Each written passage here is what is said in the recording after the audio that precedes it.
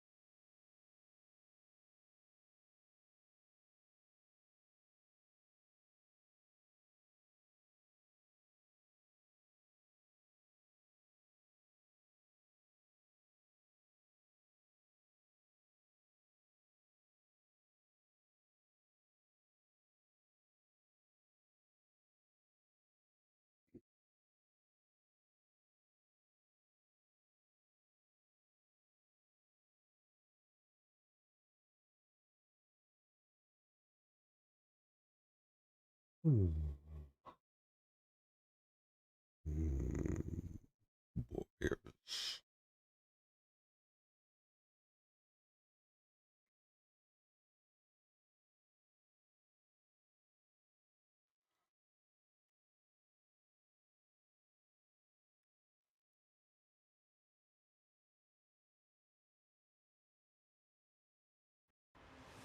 Warriors, barbarians, conquerors. We're back. COVID couldn't stop us. The queue may slow us down, but we're back. Luckily, we have stayed in Haven, grinding our gear, grinding our crafting, grinding our profession, grinding our combat abilities, and earning those much coveted, much needed Clade gifts. Right now we're going to launch into the game with my Shivra Paladin, Dagger Paladin. Many thank yous to Diffril for his build. It's my second day with it, and I absolutely love it. I highly recommend it. It's very flexible. So if you haven't seen it, I'll post it in the chat in a little bit, so you can go check it out. If you're new to the game, the Alvarin build, they're hard to target, they're fast moving, and they're very flexible. You can go mage, melee, archer, anything you choose. Alright, let's get into it, guys.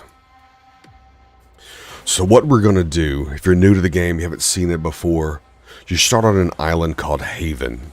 And on Haven, there's no PvP, just PvE, you and the land. And from here, you can learn all your skills, both combat and also your skill professions, crafting professions. And there's a lot of them. So you've got everything from weapon crafting, armor crafting. You have alchemy, cooking, bow crafting, shield crafting. Just a lot of things to pick and choose, and they all have their own place. So personally, myself, I couldn't pick just one. So I actually have multiple accounts. I think I've got 5 accounts right now, just to try out the different things, because I think once this thing actually goes completely live, with actually running the ticker for your game time, I probably have 4 accounts. I'll have an armor crafter, a weapon crafter, an extractor, or a person who specializes in extracting materials from the land, and then probably a combination of a bow crafter, shield crafter, something like that. I don't know how far I'm going to get into alchemy. Alchemy is very powerful. It's just it's essentially a secret. Although a lot of the high level alchemists kind of keep their formulas to themselves. There's a lot of trial and error in figuring it out. And so I haven't done a lot with that. Similarly, cooking has some kind of secrecy to it. So I haven't done a whole lot with that either. But let's go ahead and get started. So Again, you're on Haven. You're learning all the things that you can do. You're going to pick. There's some tutors when you first start. If you go talk to them right off the jump, you'll get 25 or 29 points in that skill. So you can look here, there's a combat tutor. You look here, there's an anatomy tutor. You look over here, there's a magic tutor. Just behind here, there's right in here somewhere, there's a butchery tutor. Right over here, there's a cooking tutor. So you go and you talk to each of those NPCs. You click through their narrative for you. They're going to tell you about the skill, and at the very end, once you complete all the narrative, they're going to gift you 25 to 30 points in that skill. It's a very fast way to get started. The other way that you gain skills in the game is you go to the library and then you purchase a book and you begin passively reading over time points into that skill. Not only do you earn points in the skill, it unlocks that skill. So that if you go out in the world and you perform that skill, you will earn XP and gain prowess in that skill. So say I go and over here and I buy the leather skill and the quality leather book. We talked about this earlier on another stream. Then I go out and I kill some deer, some springboks, and I butcher them. I'll now get not just the regular hide, but I'll get quality hide because I've taught myself the quality hide skill, and I'll get a small amount of it. And then the more that I do it, I'll get a higher quality leather skill and I'll get a higher yield the more times I do it. Till eventually I get 100% skill. I get the maximum yield out of the animal every time I do a butcher. So, and that's kind of how the game works for everything. It's going to give you the ability to start, level it up, and then once you maximize it, you'll get the maximum yield, maximum effectiveness from whatever skill, whether it's a combat skill, a crafting skill, etc. So first thing, once you land, you want to talk to all of these tutors. Your crafting tutor is right in there. If you want to do shield, armor, bow, weapon, you talk to that person there and they'll give you each of those skills to start. And then if you go outside of the western gate, out this way, there is a taming and a domestication or domination tutor. You want to talk to both of them. I think the domination isn't activated yet, but just know that it's there. If you join this and you see this VOD later and domination is activated, that's where the tutor is here at Haven. But you come right out here at this gate. This is your stable. If you're in Fab, which is the copy of this town in the mainland, this is where you would go to activate your animal. So you talk to the equerry and you can stable your pets here. You can then unstable them when you're ready to use them. And then here is your taming tutor. You'll talk to him. He'll teach you the skills you need for domestication and taming. And then this is the dominator. But right now you can talk to him, but I don't think he gives you a skill yet. But the difference is you can tame animals and then trade them to people if you want and become that and make that like your profession and actually make money from it. Domination, you can claim more hostile animals, but you cannot trade them to people. But you can get a whole different set of animals. Like this is a troll. I guess I'm showing off that this guy's dominated a troll. And these, by the way, if you see one of these things and it's just you don't want to engage with these things. These things will pick you up by your ankles and whip you all over the ground. Like you don't want anything to do with them. All right, so let's see. So you've landed, you've talked to your tutors, you've decided what you want to do.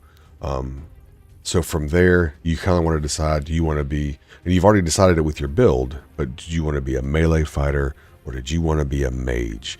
Now, if you wanted to be a mage, there is a way that you can be a mage, very high level mage, almost within a day.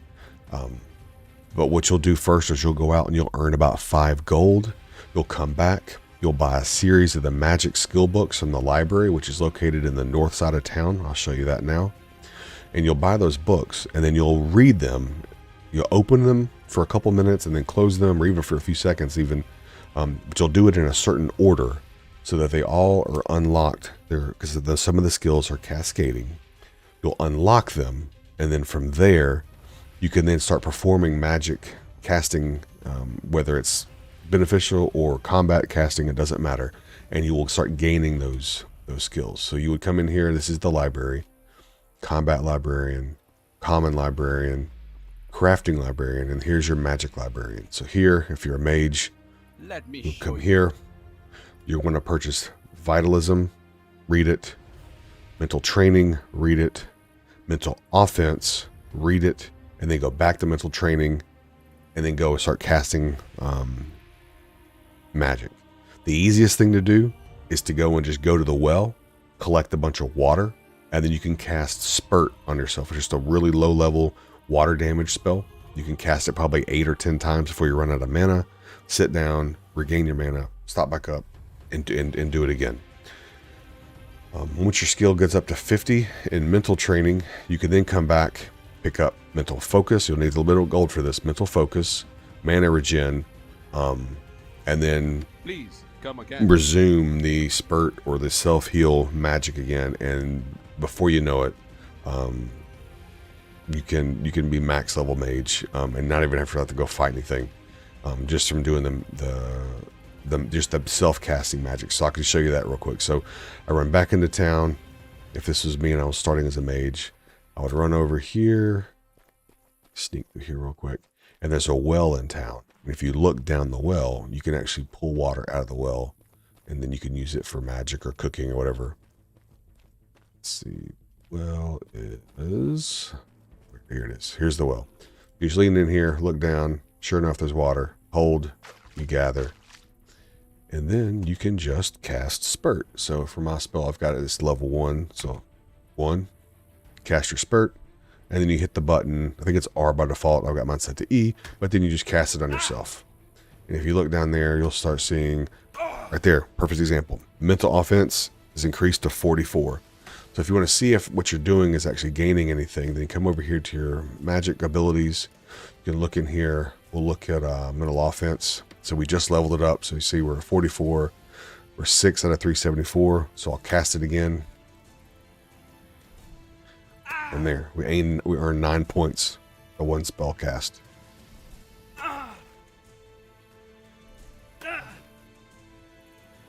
So it's not the most exciting thing, although what a lot of people do is if they're going to head out for the night, and you're in Haven, so you're in an instance by pretty much with you and a few other people, you can run something like auto hotkey, and you can run a script that just casts Spurt on yourself until you run out of mana. Whoops, I casted that one out instead of in. Yeah, so if you're new to Magic and you haven't seen it, it's pretty neat. You pre-cast a spell, and now I have it in the top left corner, and I have 18, 19 seconds to actually release the spell. So that means you aim, and then you hit the button again. So in my case, it's 1 for Spurt, and then you cast the Spurt out. If you want to self-cast, then you still pre-cast the spell, and then you hit your button to self-cast, which in my case is E. And then it means you take the magic and you essentially turn it back at yourself. So that your heals work that way too. So if I want to heal myself, I'll do 4 for my heal, and then E to cast it back on me, and then I can heal myself back up.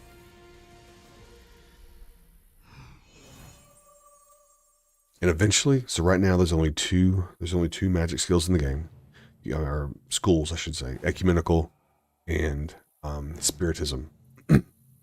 There will be necromancy and other offensive spells in the game that are going to be a lot more interesting. So it's don't think that this is the limit of mage skill when you first see the game. This is just the start, and so you'll eventually be able to pick and choose kind of what skills you want to run, and what type of mage you want to be when that gets when they get deeper into that part of the game. And also, if you're new to the game is amazing, but stay in Haven. Do not leave for any reason to go to the mainland right now. It is an utter mess. If you haven't seen, there's huge queue times. We're talking 10, 12 hours to get into the game if you're lucky and the game doesn't crash before then. So just do yourself a favor. Stay in Haven. Play the long game. And once they actually get the server situations figured out on mainland, then hop over. Otherwise, your character is going to be stuck in this eternal queue that you almost can never get in, and you're going to not be able to play the game unless you have a second account. So unless you're willing to do that and then kind of have both running in tandem, I would just stay in Haven, grind out everything you can in Haven, and experience the game that way, and just know that there's an entirely much better experience awaiting you in the mainland once it becomes available. I've been there. I played it all through the beta, all through the early access, and I can tell you the mainland of this game is absolutely stunning. It's beautiful. If I were a new player and I was starting this game for the first time and going to the mainland, you'd be hard pressed to find another place better to start than the coastal desert town of Meduli. In Meduli, the town is laid out very open. It's easy to see all the spots in the town. You don't have to run far at all. There's horse spawns nearby, plenty of creature spawns nearby. And if you don't have any money, which now you don't because now you can only come across with 3 gold, there is sea dew all over the ground. It's a bright green little moss looking plant. It has a very high sell rate at the vendor. You can spend 15-20 minutes picking up all the sea dew up and down the coast, north and south of Meduli, and you're going to have 15 to 20 gold when you're done. That gets you a horse, that gets you another set of gear, that gets you a vendor weapon, and then you're off and running at that point, right? And what I would do, even starting in Meduli, I would get that first horse. You can buy it at the pet broker in town. They're usually roughly 10 gold for a decent step horse. And then I would go and explore and have fun and just look and check things out. And personally, I would run due north from Meduli to head toward the capital city of Tindrum. It is beautiful. It is breathtaking when you approach it. It is a huge fortified city, so there's a massive stone fortress wall on the outside as you approach it, with a huge, beautiful Roman-style cathedral that extends up the side of the mountain, and it is gorgeous. So I would go there because it is an experience that I haven't really experienced in any other game. I mean, you can see it when you're a couple miles out on horseback, and then thing just gets bigger and massiver as you get, or more massive as you get closer to it. It's incredible. So I would do that. It'll give you an experience like you've never seen. And then from there, you can do some things in Tindrum. Check it out. It's a large city compared to Meduli, but it'll give you a good understanding of how the game scales. Like it gives you an appreciation for the small size of Meduli and how close everything is, and also just the sheer beauty that they put into creating Tindrum. And that's amazing. And you can do all kinds of stuff between those two cities. There's Sabura, there's Granum, there's Calx, all in that kind of close vicinity. So you can actually get yourself pretty well down the path of making steel if you want to make steel and get started being a crafter that makes really nice weapons for sale on the auction house. All the core resources you need to make it are all within a short range of Meduli and Tindrum. All right, so this, what we're about to enter, this is the Haven Tower. It is full of bandits. So if you want to learn how to fight, you want to learn how to block and parry and counter strike, this is the place to go.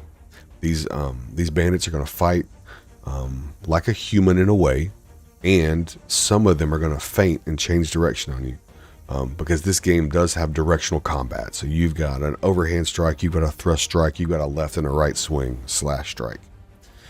Your defense, same thing. You got an overhand block, you got a thrust block, you've got a left and a right / kind of a swinging block. So, and the way this game works too is if you time your block within a second or two of them actually swinging, you'll get a parry, which allows you an instant non-charged up counter attack that's full power.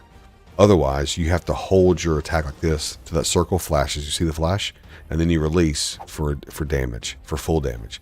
The longer you hold it afterwards for a few seconds, you actually get a supercharged attack for even higher damage.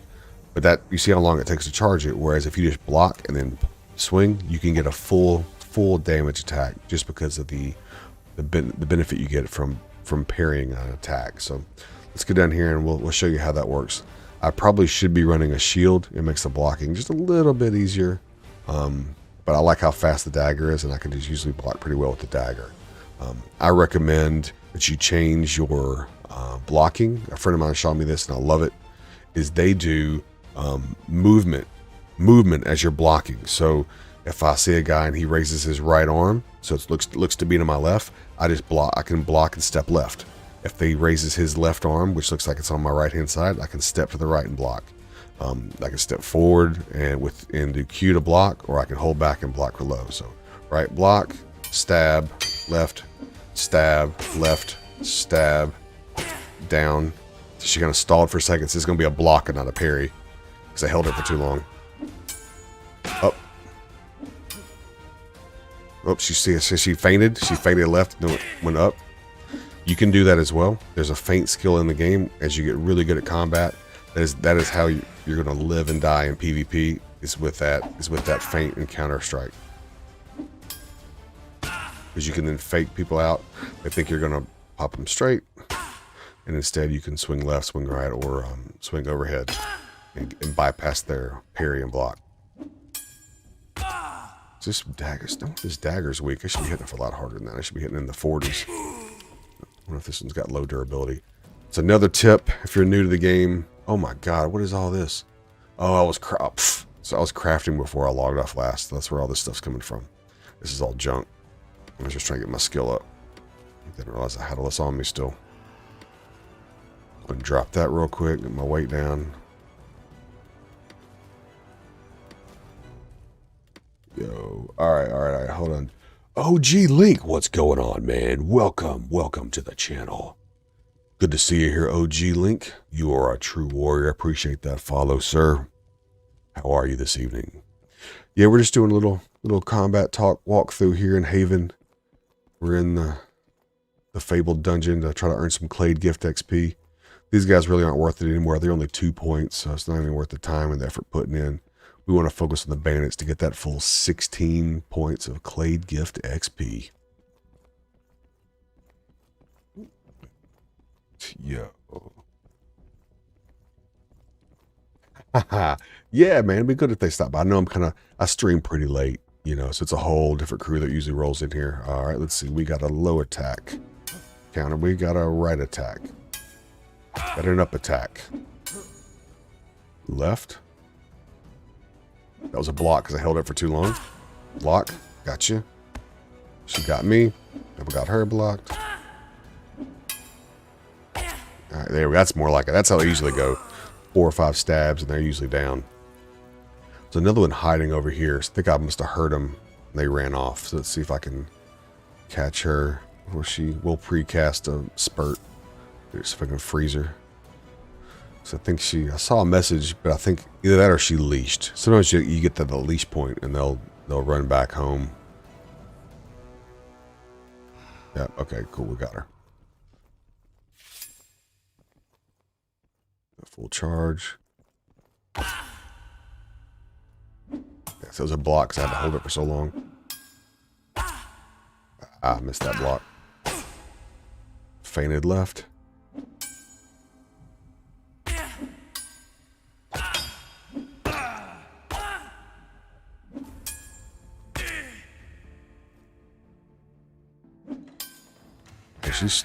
She stalled a bunch. Usually they don't stall that often. Usually they do more feints than stalls like that, but she was stalling a good bit. Yo, appreciate the host. Are there dungeon bosses? There are, but just not in this Haven dungeon. If you go into the Tendrum sewers, there's the Illusionist down at the bottom of it. In the Minotaur dungeon, there's the Minotaur King that you fight. If you go into the Spider Caves, there's the Spider Queen. What else? I think there's a satyr boss of some sort that you fight when you go into the satyr temple down in Jungle Camp, down in there in the south, extreme south. But the scale of this game, man, is incredible. I'll have to show you. I can show you later. Like, there's a run I used to do to farm risers, which are really good loot to farm, but man, they're hard to fight. And if I would die doing that fight, it was a 29-minute run to try to come back and get my body. And the thing is, your body dissolves in about 25 to 30 minutes. So it was always a 50-50 gamble if I could get back in time to get my stuff. But I can show you the map, the exact run I would take from the Red Priest to get there. And it's like this on the map. It's so small. And that's a 30-minute run. Like the map is huge. I mean, it's 400 square kilometers, and you feel like it's every bit of 400 square kilometers. All right, we'll spurt this guy. Oops, I don't have any corrupt, so we'll just go for another spurt.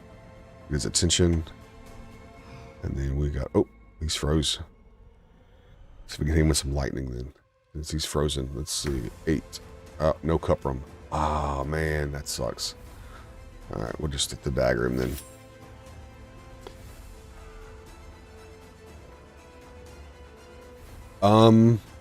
Other than PvP, it would be one of the things you would probably do is you could do dungeon crawls just because you enjoy it. You know, there's a lot of exploration to do.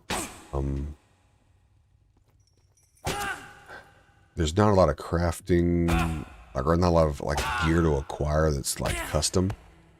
You know, there are a lot of random recipes that you can't get unless you kill a boss. So like, for example, if you want the ranger armor, the only way to get the ranger armor is to get a niter egg from the niter cave, the niter dungeon, and then you have to run that egg all the way to the north to this little hermit cave, hermit hut, and you trade him the egg for the recipe or the plan book or whatever to create that armor. And it's cool. It's good looking ranger. It's what you would expect to see. It's like real ranger armor. It's really cool stuff. All right, let's get down here and heal up real quick and try to get this gray bar. We got way too much gray bar. Do I have any food? I do not. Okay. So we'll burn this real quick and see what you're saying. You can make a shop and sell. Yes. So, and you can name your weapons. So like I've crafted, do I have any of my crafted stuff on here? Not with me, but so before I died earlier, off stream, I had a bunch of daggers on me that I crafted. And when you craft weapons, you could put an inscription on it, and you can name it. So you can name it and you can say who made it. So then when you sell it and other people see whatever amazing thing is that you made, they'll know who they need to track down to get them to make weapons for them. So it's a way you can kind of make your name in the game without having to be the most amazing hunter or most amazing fighter or whatever. You could be the most amazing crafter.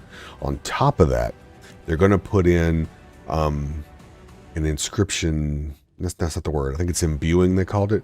But it's engraving. You'll be able to engrave designs into the blade and make them all look incredibly ornate.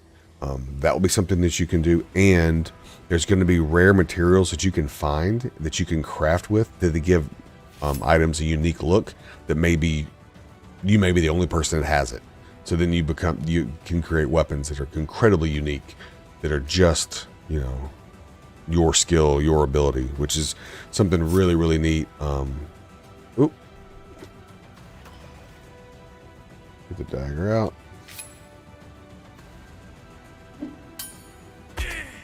All right, Bandit, what you got? So as far as player cities go, you will be able to play. So you can create. There's 16 castles on the map, and the castles are absolutely massive. And inside the castle walls, you can place a stronghold, even maybe 2 or 3 strongholds, plus multiple cottages. And on top of that, you can also place vendor buildings, like a banker and a stable and that kind of stuff. If you don't have a castle, you can place a stronghold anywhere on the map. And around that stronghold, you can place additional houses. You can place additional vendors. In the houses now, you can place almost all of the crafting stations: butchering, blacksmithing, armor smithing, Boii, the cooking station, the furnace. A lot of that stuff you can place now, plus walls and stuff so you can honeycomb inside the building. You can do that now. You're allowed 50 items per floor. And so like a stronghold has 3 floors. That's 150 things you can place. And that means walls, doors, tables, chairs, you know, that kind of stuff.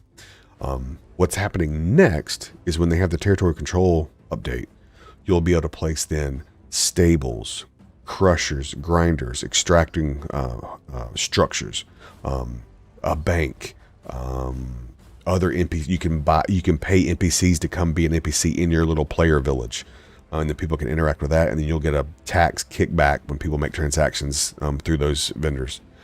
The bankers will have 2 types of vendors. The cheaper banker vendor will allow you to save things with that banker, but he's mortal. If you kill him, he drops his inventory. The other type of banker, which is much more expensive, is a spiritist banker. When you give him things, he then whisks them away into the ether world with his spiritual abilities. If you kill him, your stuff is still safe. It's like almost like a permanent banker. So I don't know yet, or the community doesn't know yet, if that's going to be a castle-only option, or if anybody with strongholds can opt for a spiritist banker. But that's going to be really popular because that's the only way I think player cities will thrive, is if you can have some type of permanent storage there along with everything else that you've built. Okay, this is not going to go well. I can fight 2 at once. I cannot fight 3 at once. So we're going to hit the jets, come back here, reset the leash, and then come back and fight. Oh, got another one here. So we're going to go way back and reset the leash, unfortunately. Yo, appreciate that, man. Thank you, thank you, thank you. No, you're good. I can normally, I can hear the chat. I need to swap headsets. I can hear the chat and I can talk that way. But I don't have it relaying into this earpiece, so I may have to swap, and that way I can hear you. Is it just one? If it's just one, yeah, okay, yeah, got this, dude. Come on now. I'm not scared of a single bandit. Come here.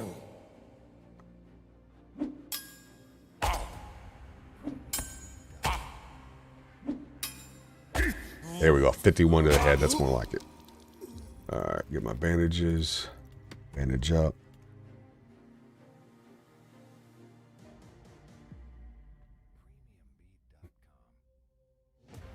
Yeah, man. Imbuing is going to be amazing to see. Web names. It was like Lady of the Dagger for sure. Nice, dude. Those are clever. That would be awesome, especially if you had it, if it was unique enough to where it's recognizable, and then people could be, that's the knock on wood, that's the Lady Luck. You know what I mean? Like that would be. I gotta admit, that would be really cool to have something like that. That would be neat. All right, let's heal ourselves up real quick. Should have enough calamine. I can do this. And we'll get right back to the fighting. So with solo, it can be easy to get overwhelmed here. So you have to try to pull carefully. Like I said, I can fight 2 at a time. I can't. It's a little difficult to fight 3 at a time. Unless I get an early kill off the first one that runs up. And then I can tank the other 2 usually. But the ability and the beauty of this Alvarin is the speed. You can outrun everything. You can stick and move, reposition, cast if you need to heal, and then re-engage in the fight. It gives you a lot of flexibility. Okay, so let's see. There's that one. We'll pre-cast our spurt to get their attention. And then we'll try to catch one and not all of them. Let's see if we got 1 and not 3 this time. Yeah, then these guys are nice too because they can stick you back. Like if someone starts to try to run, you can easily track them down and dagger them in the back, and eventually they'll make it. Cause in the first game, backstab hit them harder than like much anything else. So somebody's running from you, then you're even going to do them better. You know, get even more damage on them.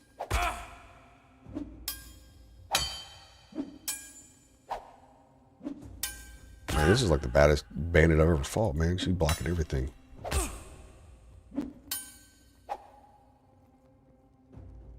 There was a feint, and if you saw it, she went right and then went thrust.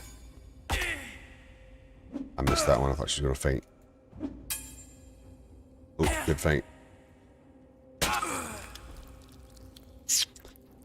Alright, yeah, it was a little tough. Let's see, what are we doing? Oh, I'm way overweight. I need to drop some weight. Drop some of these. Drop this, drop this. Drop this leather. That's a way too much weight. Let's see if that gets under. There we go. Alright, cool. Yeah, man, she's not kidding. She was in it for real. She was not on easy mode. So when you fight the veteran bandits, they're not any here, they're in the mainland, but they'll do 2 and 3 feints per like attack. So it is very good to train with if you could pull one. The problem with the bandits in the mainland is you pull one and the whole camp comes. So it's a little bit of a hassle to fight them. But if you could, it would be the best training in the game, I think. The risers are a little too difficult. They because they just swing too fast. I need to pay attention here. Better get a couple of good early hits on me. Usually don't do that.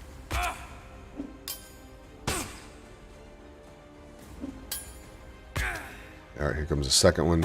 Luckily, I got that one down, so this one won't be too much of a problem. Oh, good feint. Come on. It's going to be a block because it took too long.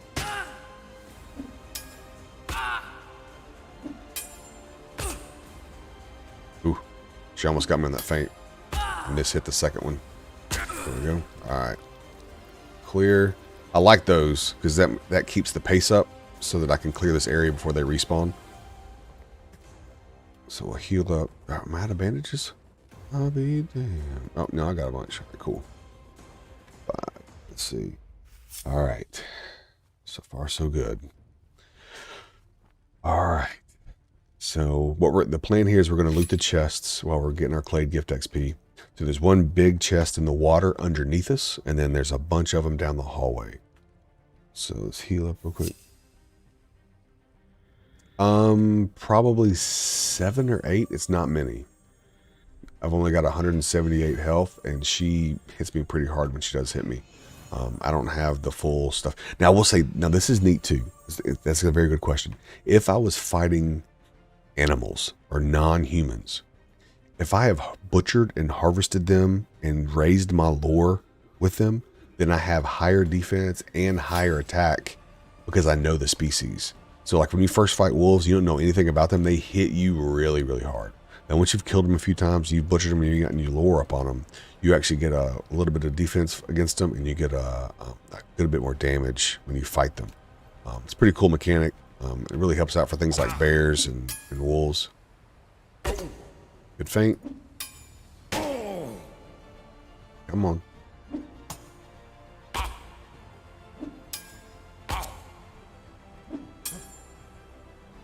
don't know why that's, for some reason my, I don't know if I'm lagging a little bit.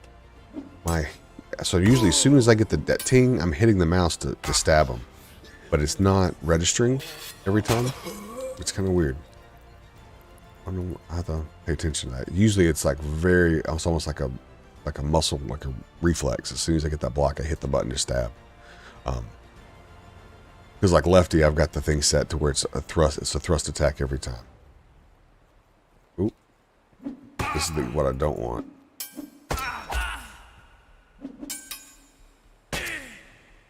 Oh, I got lucky there. They hit the same way. They're going to hit me both. Need this one to die.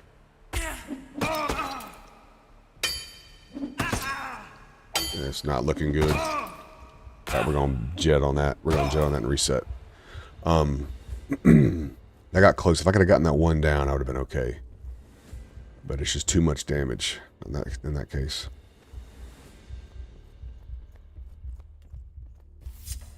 Yeah, so we're going to pull back. Hopefully these guys didn't respawn too much. The break leash point is usually about here. Let's see. It's usually right about this lamp, this first or second lamp. Oh, that's not good. Got a second one up here. You bastard. So now we got to go pull back a little bit more, unfortunately.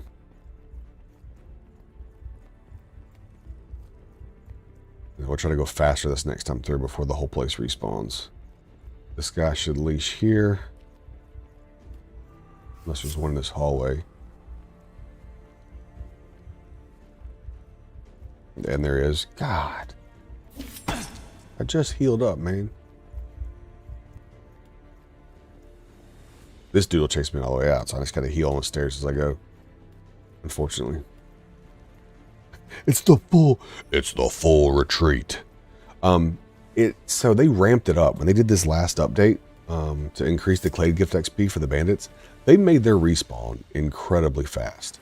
It used to be I could go all the way down to that water chest, loot it, and they wouldn't start respawning, so I started making my way up. All right, I'll fight this dude with minimal health. YOLO, right? Ah. What you got, dude? What you got?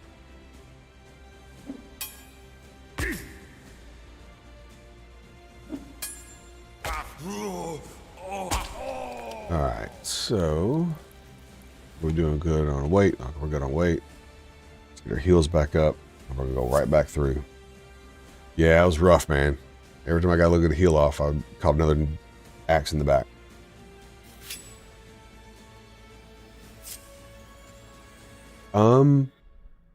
That's a great question. Let's look. This next time through, I'll purposely block one, and we'll see how much we take. Because a parry is 0 damage with a full attack. We'll see if we block, if we get how much damage we take, and if we get a full damage. Full damage with this guy is going to be between a 35 and 52, roughly, and if I get a weak spot or not. So we'll just look and see when I hit what it says. Because it's a good question. I've never actually thought to check and see exactly how much I take. Do one more. We're about to go back through here again.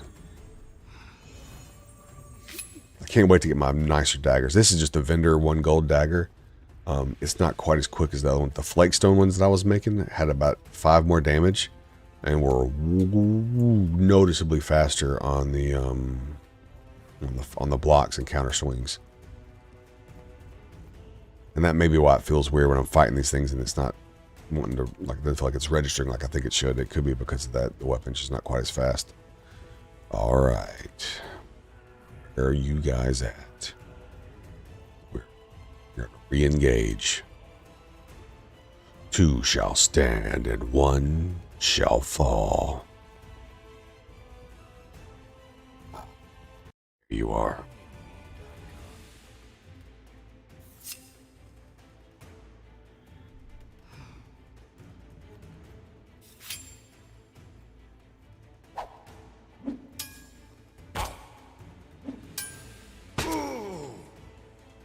Two. Okay, that's not bad, right? So it's like, what do they call it? Chip damage, I think was the term they use for it. So yeah, it was like it was just 2. That's not bad at all. You could hold that, and a lot of that might be based on too what your blocking skill is. I don't know if your blocking skill is higher, if that chip damage is less. Let me see. My blocking skill currently is 97, so it's probably mitigating a lot even on a block because the blocking skill is so high.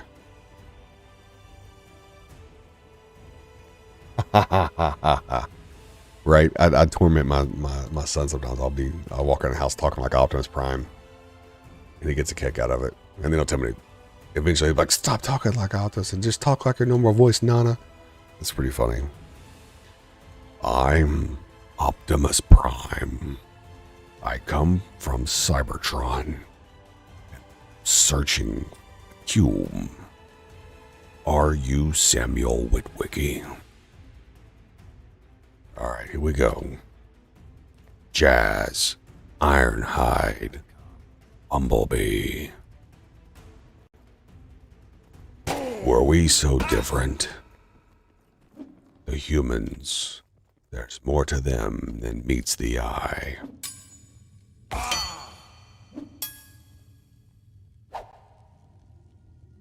What you got? Also, the music I have in the background, in case you can't tell, is from premiumbeat.com. I have a subscription there because the game felt really bland with the music choices they have. So I started buying songs that kind of match the theme. Because with that service, you can put in a theme and it'll start matching songs to the theme. So a lot of times I put in like cinematic, dark, medieval trailer kind of stuff. This one doesn't really quite fit. I need to take it out of the playlist, but all the other ones do. Why is this dude so tough? All right. He is not taking damage.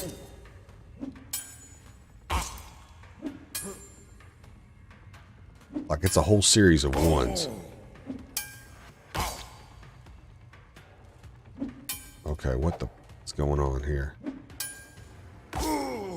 Okay, I'm not going to win this fight if this dude has like this.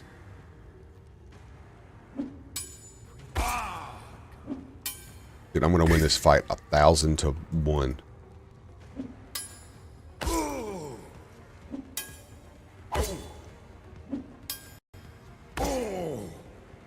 God damn. Come come on, man. A delay got me again. I'm gonna die to blocks. I think my dagger's gonna die before or break before I finish this dude. There we go. 26. Yeah.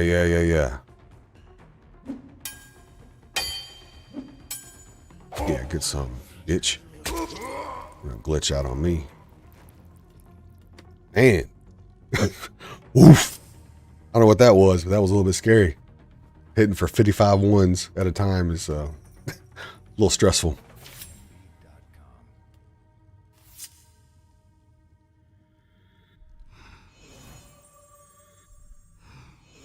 Check my dagger. I think maybe it's just the angle that I was standing at. I was just hitting like his wrist or something every time. It was weird.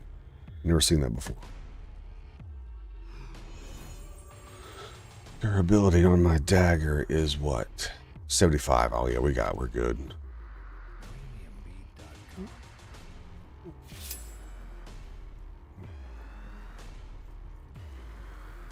Yeah, we'll make sure I don't do that again, because that was a little scary. All right, so see, there's two gaps right here and right here. So in there, so if you overlook the ledge, there's water, and that's what we're going to get down to. But we got to kind of clear the path a little bit. There's too many folks in here for us to take them on. It's going to pull 2, 3. I pulled 3, so I'm not even going to mess with that. That's going to be 1, 2. So we're going to go back. You can also just run through if you're here just to loot the chests. You can run through and kind of get them to leash on the bottom, but that's no fun. And I need the Clade gift XP more than anything else, because you can only take 3 gold from the island, so your island life pretty much stays here when you leave. 1, 2, 3. I need you got one. I need 1 broke off. As soon as there we go. We're gonna fight this one. Dang it! Thought I caught her in time.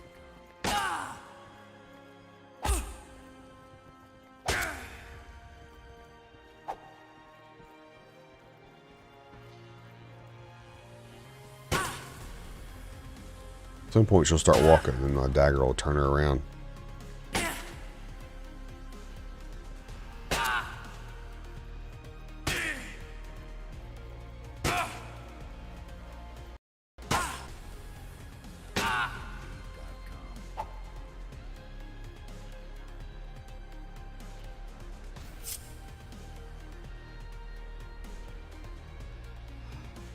Out of range, really?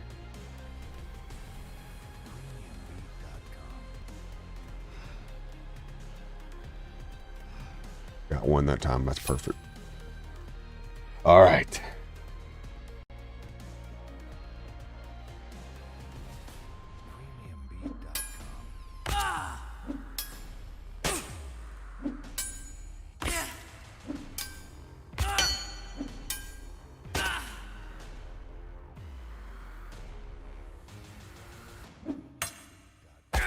You know what? The block doesn't give me the full attack. Did you see that? After the block, I hit for 4 instead of 45. So yeah, the block hurts because it doesn't give you the full damage on the counter. That's good to know. My character is very short. He is minimum height. That's on purpose, because it makes it harder for mages and archers to hit you in PvP, because you're barely higher than the grass and the weeds. You're just running around nipping at their ankles.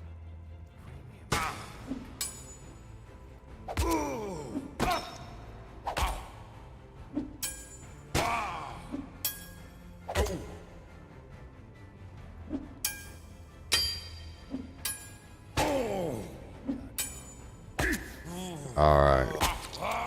Thank you.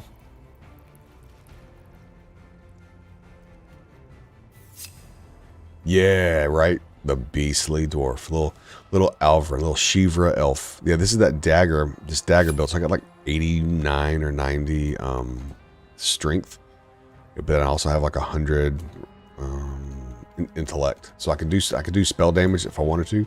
I just don't have the good spells. I don't have Cuprum to do the lightning or some of the other spells yet, but I'll get them. Definitely when I get to the mainland, I can get Cuprum pretty easy. It's a little difficult here in Haven. You got to do a lot of refining to get there.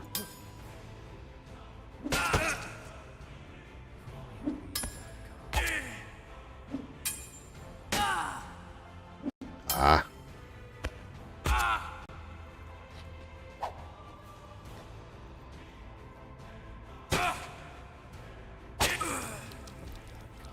Normally I'd pick up the bandit heads, but I'm pretty full. I'm almost overburdened, so I don't want to make myself overweight. But yeah, that used to be the way to make all the money. Is you could these used to be 80 silver a head. I think now they're much less, but that used to be the go-to way to make money on Haven. Is this? Nope. I'm gonna go over here. So there should be one more guard in here, and then we can get in the water and go explore down there. Time to get paid. Ah, it's not what I wanted. I don't want the other guy to come in here. I want to kill him. Oh, this dude's moving. That time I reset my block just to get it a parry and not a block. A little risky, but it's worth it if you can pull it off.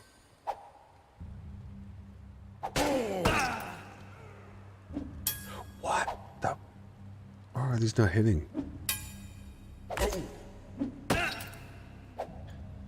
What in the world? Dude's moving a ton.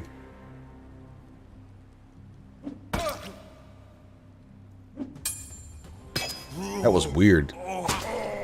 They don't usually they don't move their feet like that so much. So make sure I get stabbed in the back. There's a guy right around the corner here once you go through. That's what I'm kind of hiding about. I can heal up real quick. Heal up now. Come on now.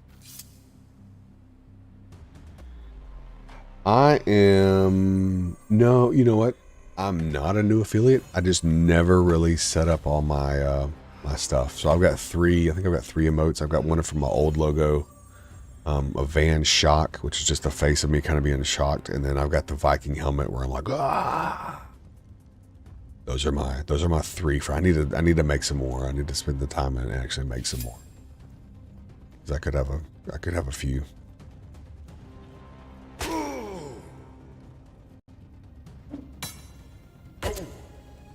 That's the block. I need to find out what Left does with the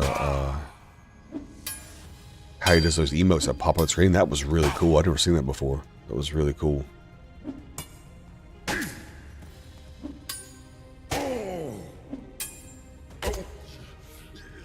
Ah, nice. Clade gift unlocked. Clade gift level 6. Alright, what do we want? Oh, you know what? We want True Sight. Plus 5% additional weak spot chance. Thank you very much. I'm gonna dagger him in the neck. Oh, nice. Yo. OG Link. You, sir, are the true warrior. Thank you for that sub. I am humbled and I'm honored by your support. Let's slay.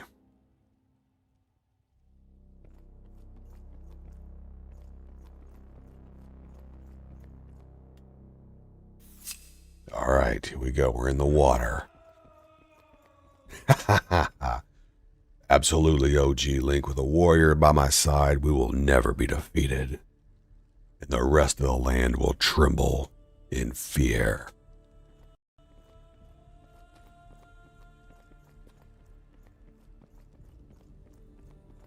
Alright, so this is the first chest. We'll see if anybody's been down here and looted it. It's usually full of scrolls. And someone's been here. Alright. There's 1 lightning scroll. That's a waste. So this is a trap. You don't ever want to pick this up. Look at that weight. 18 kilograms. That's like carrying a backpack full of coin, a bunch of pennies. You don't want to pick that up. And it's only 36 silver, so it's like nothing. But it weighs 18 kilograms. It's a trap. It's a trap. So that was the first chest. Pretty, unfortunately pretty uneventful. So we're going to go try the next one. This is up where we just were, right? So we find the ramp back here.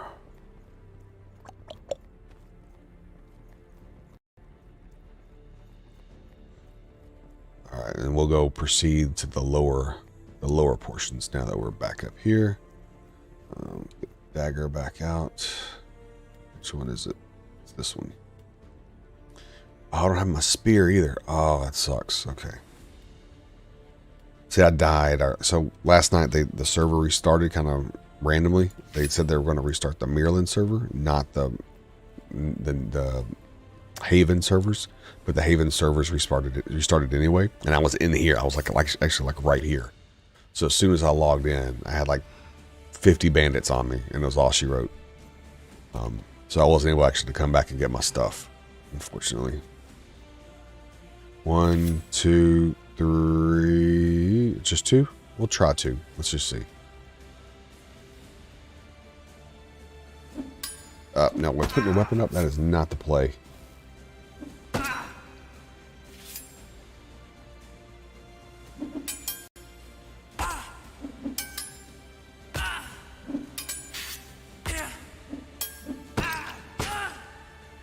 Oh, yeah. Oh, yeah, you're toast. Thought you were going to 2v1 me. Think again.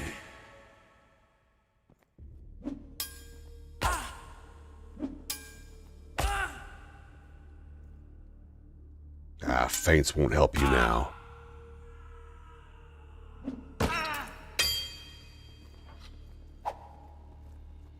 Neither will hiding, you'll just die tired.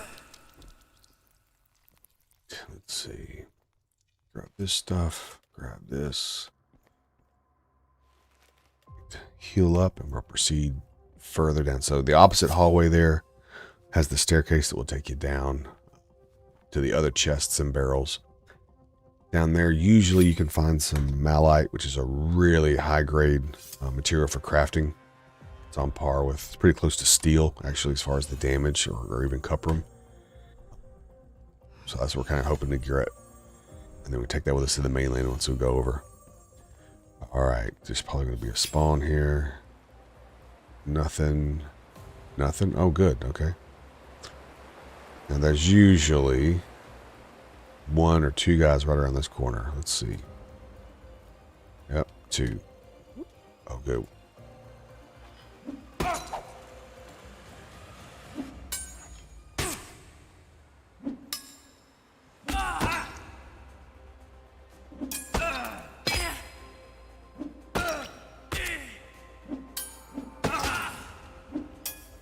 That's the third. We have to dip. Unfortunately, I did not want to have to dip. Actually, no. We're gonna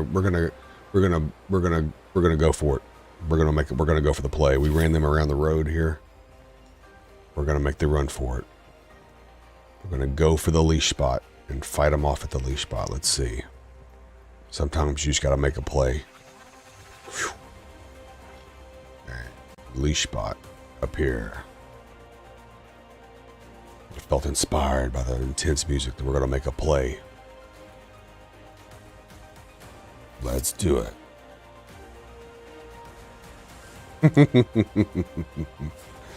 Alright, there's the chest we're looking for. Let's see if these guys will leash. We got 1. It worked. Or maybe it didn't. Yeah, that didn't work.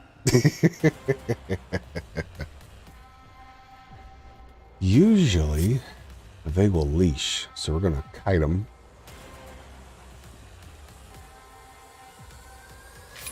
Or we're going to aggro 10 more. Let's see. If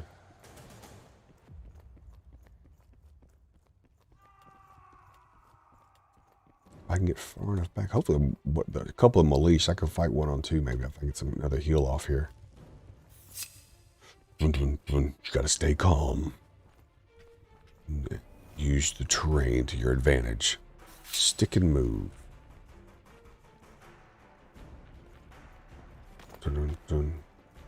Wow, they are not leashing. Thought for certain they would have leashed already.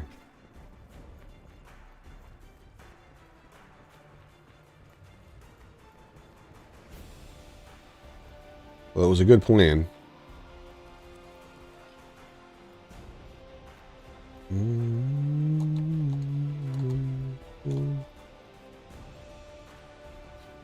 Oh, nope.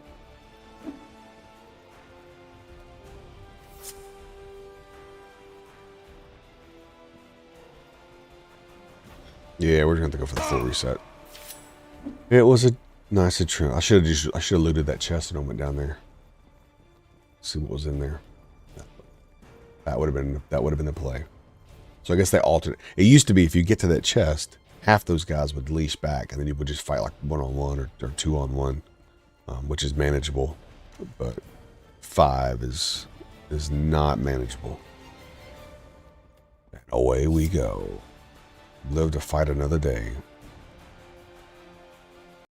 Speed kills. Any of those guys weak? Yep, that one's weak.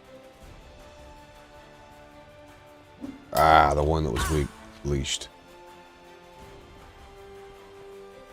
If I run down ahead of them, I beat them to their spot, then they don't wake up. So let's do that. The race is on. Run and come back with a gun. Yes. Wish I had my full magic. That'd almost be like having a gun. Yeah, that's where I want to go. Here. Ooh, here we go. Get off. Is it just her? Oh, there's another one.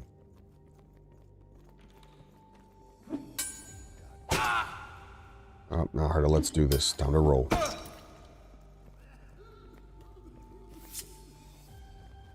Oh, not good, not good. No stam, no stam. This might be all she wrote. I shouldn't have come back down. Should I wait for my stam to come back up? Ah, it's toast. Well, damn. It was a valiant effort. Yo, Lone Star Llama, welcome to the channel.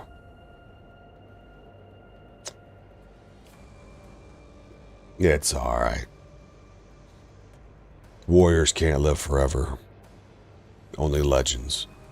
So we'll be right back. We'll go here and run back. Alright. We're about to make a naked run with a worn short sword to get our stuff.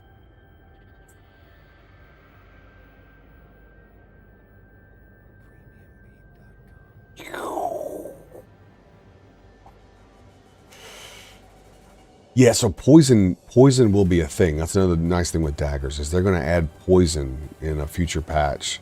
They're going to add an ability where you can add poison to your daggers and have a damage over time, which will make daggers even that much more lethal. So I'm looking forward to that.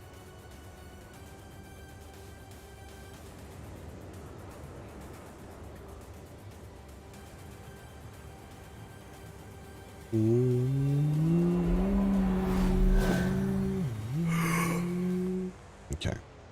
I need to sit. We're going to sit for a second, let our gray bar burn off. So this is a moment I can sit and chat with you fine warriors joining the channel. Hope you're doing well. Hope you're enjoying the game. Hopefully you're staying in Haven and avoiding that beacon, that call to go to the mainland. Just don't do it. Stay in Haven. I know you might be bored. I know you might be tired of killing the same bandits and the same zombies and the same pigs and the same razorbacks and wolves and bears and all. Just stay. Because if you make that fateful error of clicking to leave to the mainland, you're going to be stuck in a queue for 4, 6, 8, 10, 12 hours. It's going to seem like an eternity when you could have just been playing the game and earning more skill. Just staying in Haven and being an island boy.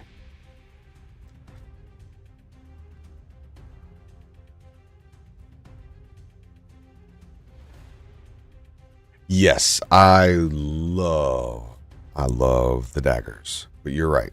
It's anything that's a thrust weapon, spears, daggers, they are very predictable. That's if you like the spear playstyle, which I do, it's much more advantageous to go like pulse sword, because then you have the ability to do high damage with a slash or a pierce. And the players that are good, they can do some really amazing stuff with that feint ability. I'm not real good at it. I can kind of show it to you, but you won't even be able to tell what I'm doing. But let me see if I've got my feint set up here. Yeah, I do. So if I turn off your gameplay, if you turn off this is what makes your thrust attack every time you want. It's pretty helpful if you're a spear or a dagger user. The other weapons, not so much. So now that I've saved it, right? So what you can do is you can pull back right, feint, and then go back left. And so what that does is it looks like I pull back here, and then I come through, but then I pull it back, and then I cut this way. Is what that's doing. So I'll do it again so you can see it. So you pull back right. I'm doing overhead, feint, now go back left, and swing across. I can go back right, I can feint, then come back left. And so for people blocking, they're going to block like this, and then you might be able to change up and attack them from the left, right? That's kind of how that works. So you can go left, I can feint, and I can come back right. Right, and so you can kind of catch them off guard, and it saves your charge. If you charge it up on the right, and then you feint and you come back left, it still counts as a full swing. So it's pretty powerful. It's very, very powerful. All right, so I died all the way at the bottom. So I think there's one guard I need to fight here, and then I could sprint most of the way back. There's usually a guard right here. The next one. Or we may have gotten lucky and they may not be path. Oh, good, they're pathing the other way. Sweet. Even better. Here we go. All right.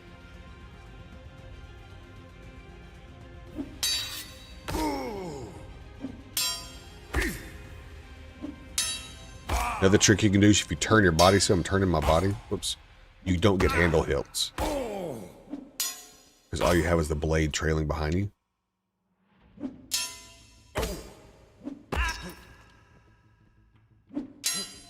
Because your weapon has an arc to it, right?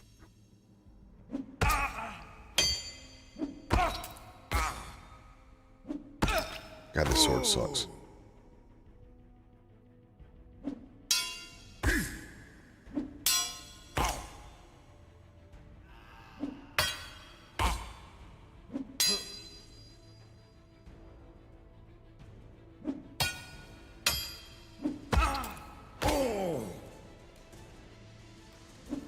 It's not registering my swing every time. Frustrating. I mean, I hit the dude dead in the back and I had twice. It's so weak, I had to hit him twice. It's crazy. Alright, I got bandages. Come on, have bandages. No, just money. Right. That's unfortunate. 100 messages today with Restream Track. Thank you, Restream. So by the way, in case you didn't know, we are currently live on the Restream.io service, which means we are live on Facebook, YouTube, Twitch, and DLive all at the same time. It's an amazing service. If you don't know where your community is, or you're getting new to streaming, it's a great way to try to find your community. You can broadcast to multiple platforms until you find where your community is, and you can nurture that community and then branch out to the other platforms and try to build communities there. I absolutely love the service. They have a chat bot that combines the chat from multiple different platforms in one, so you can kind of see what the narrative is, regardless of platform. And then there's also some chat repeaters you can get to. Oh, what was that? Oh.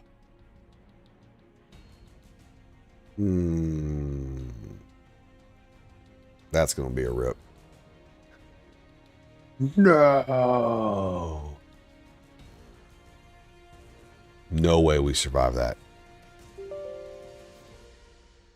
Rip the dream. Rip the dream. It must have been our time to fall. We will rise up like the phoenix.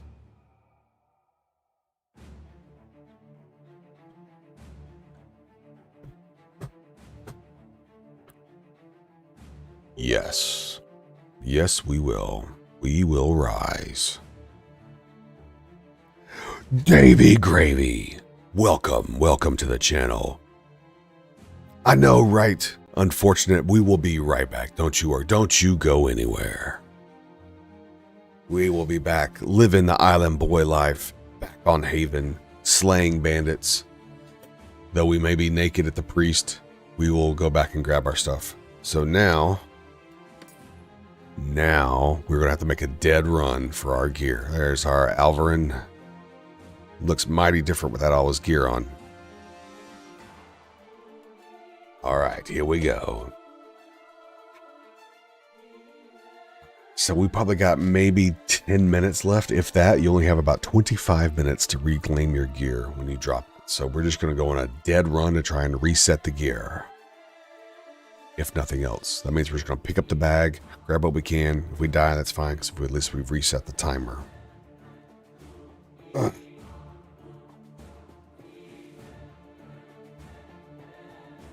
Yo, Bob Grizzle. Yes, it is very cool. If you get good at it, it is the thing that's going to be the difference maker for you in PvP. Because a lot of people can have these long battles back and forth because they're able to block, you know, a telegraphed attack. But that feint, and I've seen people that can do it 2 or 3 or 4 times. And even on your parry, there's a way that you can actually feint your parry and it still gets your full damage after the parry. It's pretty remarkable. You know, it's not as in-depth as Mordau or one of those chivalry, but for this to be an MMO and to have that level of, you know, difficulty or complexity in the combat, it's pretty awesome. And what a lot of people will do, I can show you this real quick, is what they'll do is they'll look away, feint one way, and then come back and then hit the other. So then you can't even see which way they're swinging, right? So they'll feint this way, they'll click it, and they'll come back that way. The hard part's figuring out exactly how you want to set it up. If you want to use a keyboard press to do your feint, swing, it's like a swing cancel, or if you want to use a button on your mouse. Right now I'm using it on a button on my mouse to see if I like it, but I may end up putting it back on the keyboard. All right, so we're just gonna go on a crazy sprint and try and get our gear at the bottom here. We're just gonna ignore any guards that we aggro. And because we're just going to try and reclaim our gear. Not that gear. It's a set of gear. We want the gear that's down here by the water hole.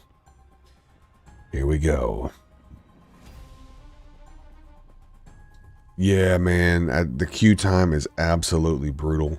I've got 5 accounts and not a single one of my guys is in the queue. I can't bring myself to do it because it just sounds miserable.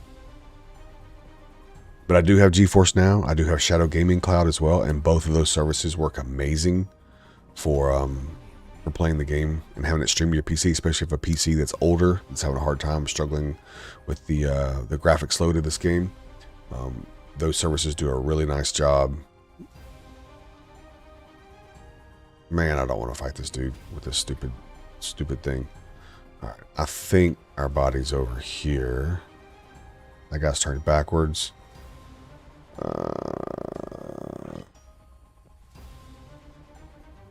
We're gonna try this leash trick one more time. We need to build some stamina back up. So we're gonna kind of do a tap and sprint, tap and sprint, tap and sprint. There's our stuff. Okay, cool. We're gonna go up here and hopefully find some bandages maybe.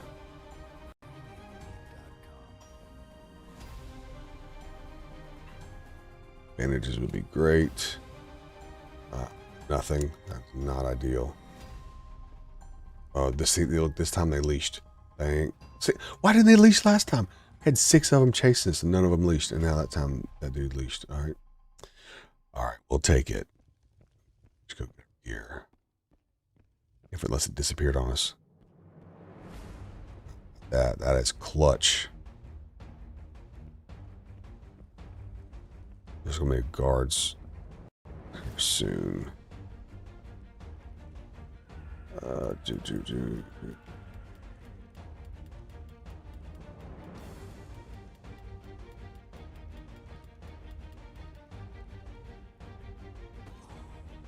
Dagger, dagger, dagger, dagger. Where are you, dagger?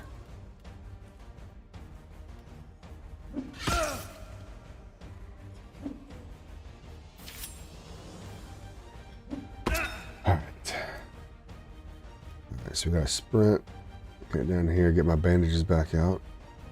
We got 2 guys chasing us.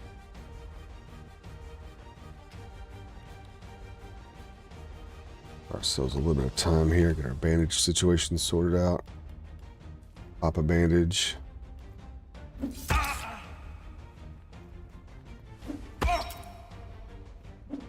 Is it just one?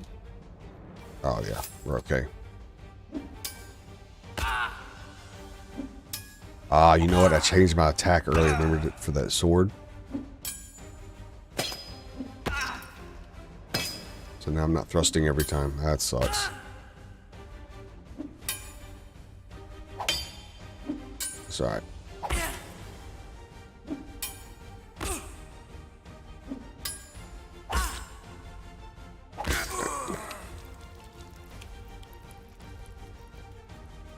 Alright. See? Not too bad. Got our gear back. We're good. Ready to roll. Get our gear back on. Back to farming our Clade gift XP. Excellent. Alright. So are you guys all queuing as well, or have you have alts still in Haven so you can at least still kind of play the game while you're waiting on the queue, or are you guys just completely SOL waiting on the queue time?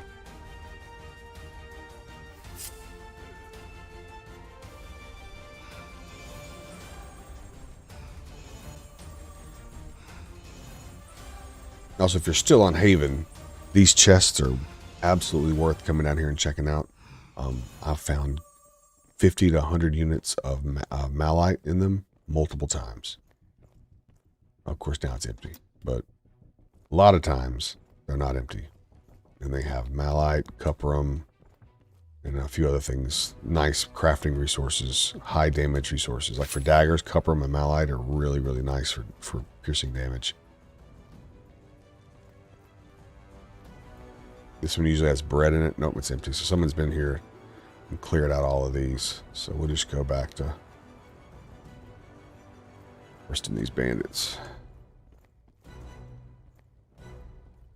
Actually, change our thrust attack thing again. There we go. So how are we doing on Clade? Oh, we got long. We got 560 to go for the next one. Okay. Just shy of 500. All right. Let's proceed. Anybody here worth fighting? Hold up. Everything despawn. Oh, no, everything didn't despawn. There's a player here.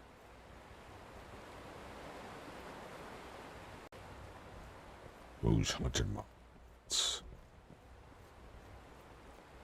Alabaster, the armor. Oh, that's a whole crew. Jackson, Manobi.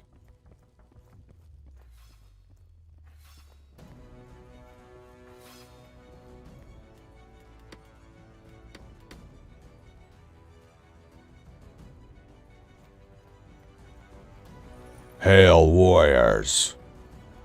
Welcome to the tower.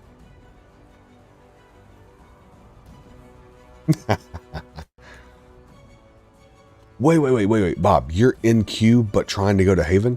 Because if so, I can help you with that. We can fix that. Confirm, Bob, and I can talk you through how to fix it.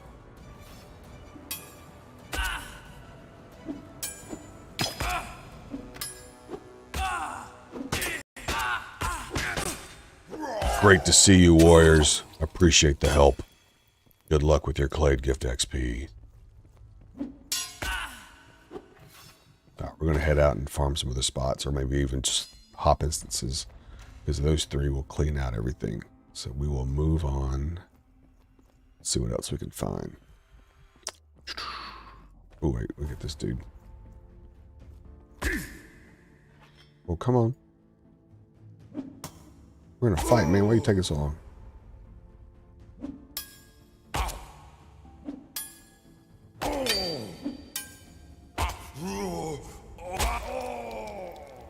You slow me down there, man. Alright. Yeah, we'll take that head. I can hold that one. Alright, cool. Alright. Yeah, so if you're trying to go to Haven and you've got a queue, but you're trying to go to Haven, then if you go into the save file under app for this game, for Steam and for Mortal Online 2, there's a series of save files. If you delete those off your local machine, it's going to put you into a random Haven and you'll not have to queue. It's a rather common issue that people have had, and they found that the problem is whatever Haven you're trying to join is overpopulated. But if you delete that save file, it doesn't delete your character. It just deletes the register of which Haven you're trying to go into, and it'll give you a new Haven that's not overpopulated. Oh. My bad. Gotcha. I see what you're saying. Gotcha. My bad. Disregard.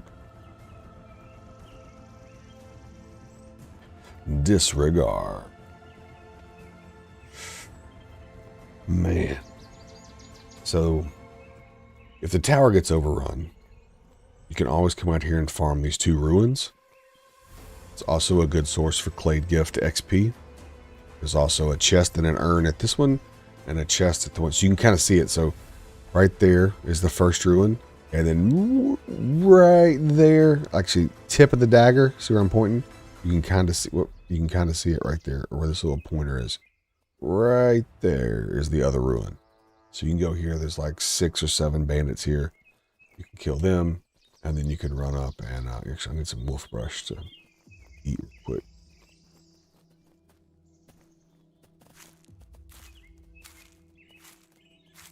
So keep my weight up.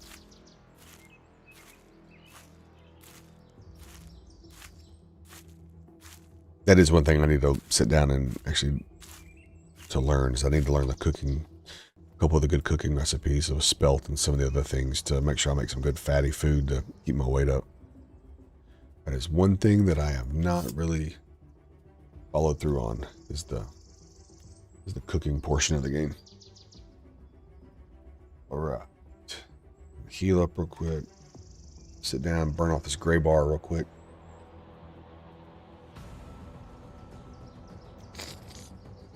Man. So yeah, so I'm running the diff reel while this thing's charging. I think I can show it to you. Let me see if I got my Discord pulled up. Yeah, so I'm running the diff reel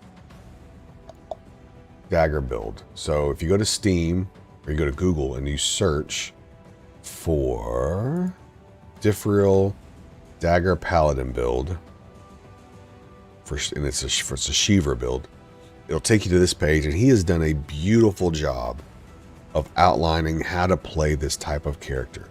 He talks about the play style, about recovering, how to peel in group fights, finishing people with your magic, or even opening with a magic before going to your dagger. And he talks about actually how he builds the character, his age, size, dexterity, psych, weight, all that stuff. And then he gives you 3 options. There's a tanky dagger paladin. This one uses physical defense, is capable of wearing steel and crow knight armor. He also has an agile dagger paladin that lets you be able to use bows as a mounted archer and still use the dagger and the magic. And not only are you archery, but you can use best in slot short bows, which is perfect for mounted archery. And then lastly, there's a beastly dagger paladin that allows you to have a pet, as well as being the dagger pally. So it's a really nice write-up. He also has one if you like dagger mage, where you want to be a primary of a mage, just have a dagger as like a backup weapon. Then he has this here, Diff's dagger mage build. So both are very, very effective. I'm currently doing the dagger paladin, and I'm loving it. That's on the Steam forums. He's a really well-known PvP player, and he's had very, very good success with his dagger mage and his dagger paladin. Let's see what we can get into here with these bandits. We will try to pull with. Now, why are they all grouped up? That's going to make things a little difficult.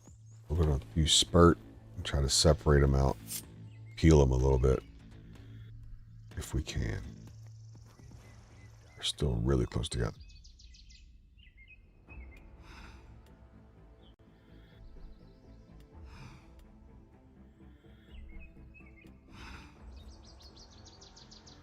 There we go. So I'll get back here. So we don't want to aggro 3, but we can fight 2 at a time. Shouldn't be too much of a problem.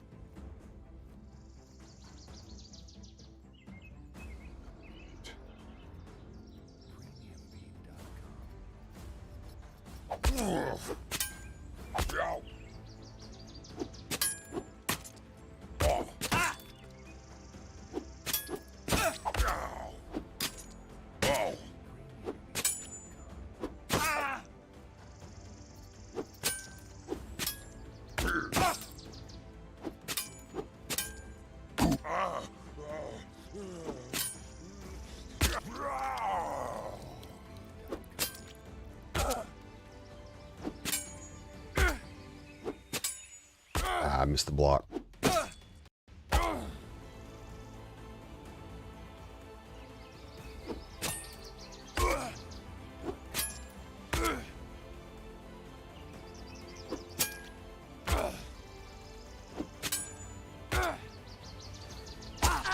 All right, nice. That's a quick 1632 Clade gift.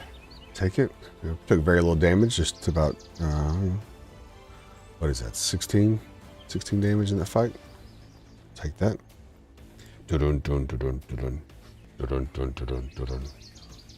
Ah, another double fight. Okay. See you.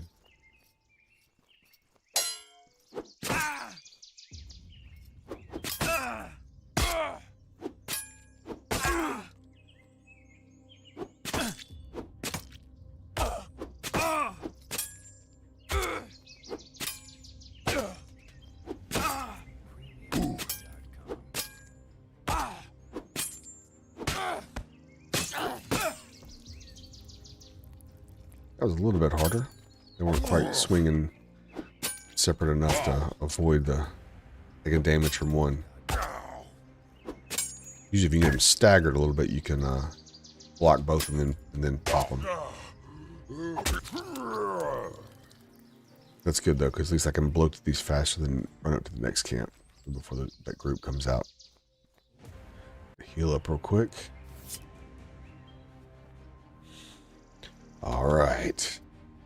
Let's see, we got one left there. We may have one more inside the ruins as well. We've killed 4 so far.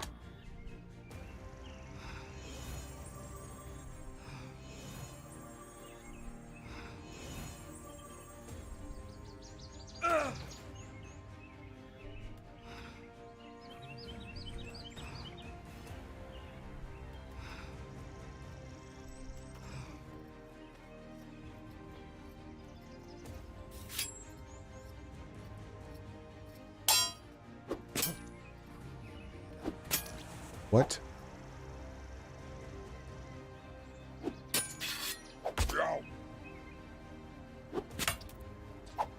Is he just like incredibly tall? My dagger keeps whiffing. There we go. There we go. Alright. That's 5. I thought there's usually at least 6 here. Let's see if there's one more hiding in here. No? Alright. Chest to loot.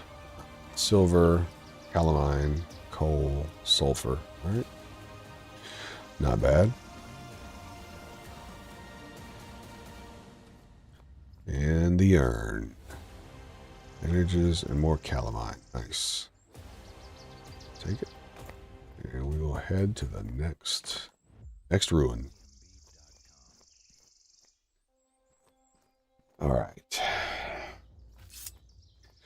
So what else have we talked about? We talked about landing in Haven. We talked about fighting the bandits, getting your Clade gift up, the crafting, different options you have for crafting, the tutors, the books. Speaking of books, what are my character reading? Nothing. So I need to work on that.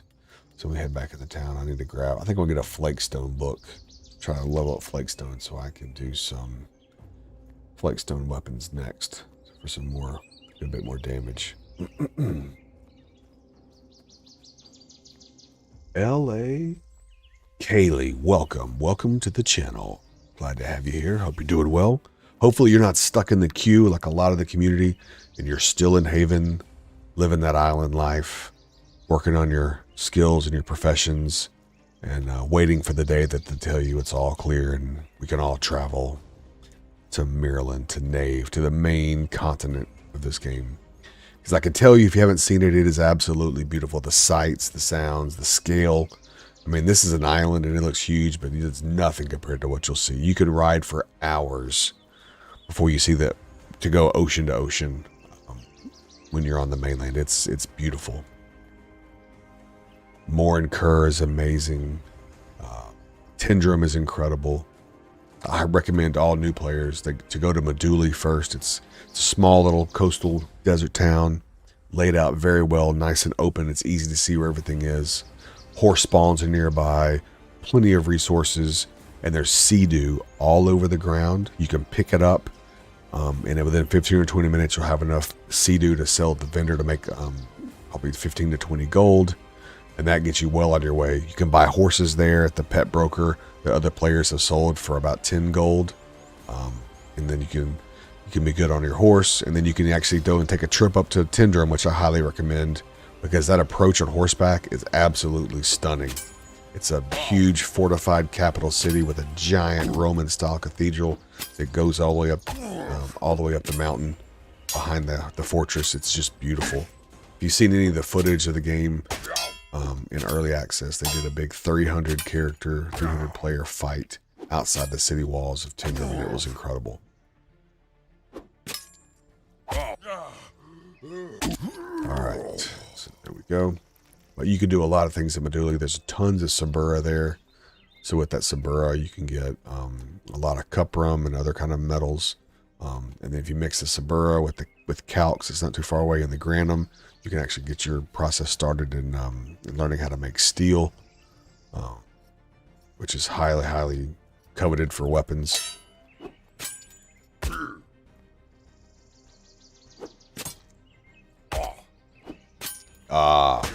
Nice, brother. Appreciate it, man. Appreciate you. Appreciate you being here.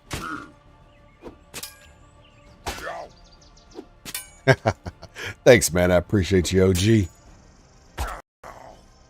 been here since we started tonight, man. You've been keeping the chat lively, man, and I greatly appreciate it.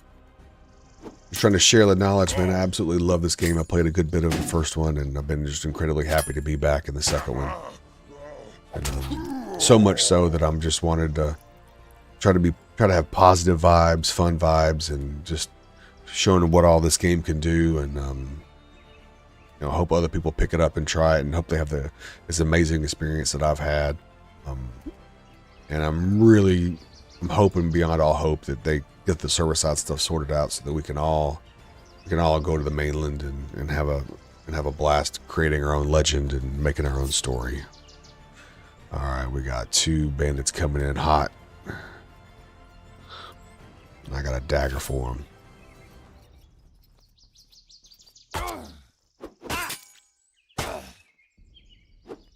I missed the block.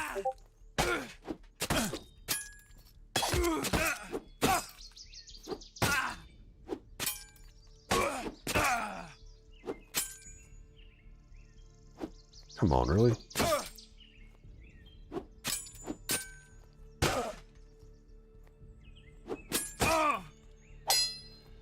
I need this one to die on the front here. Okay, fine. That's all as good as dying.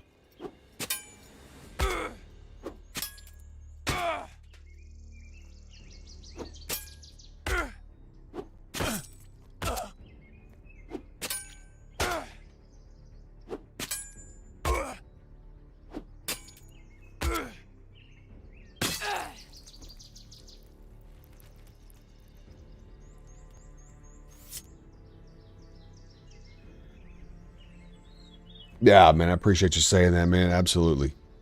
Absolutely.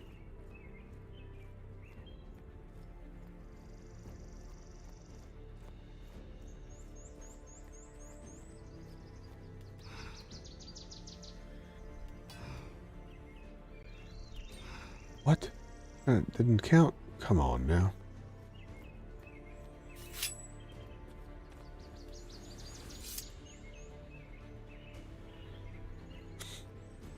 Gotta chase this bandit down now. And then running for the hills. I'm trying to talk me out of it. Look at him. I have a family. Don't do it. I have a family. Leave me alone. Killing you with water. Alright. Deuces. Alright.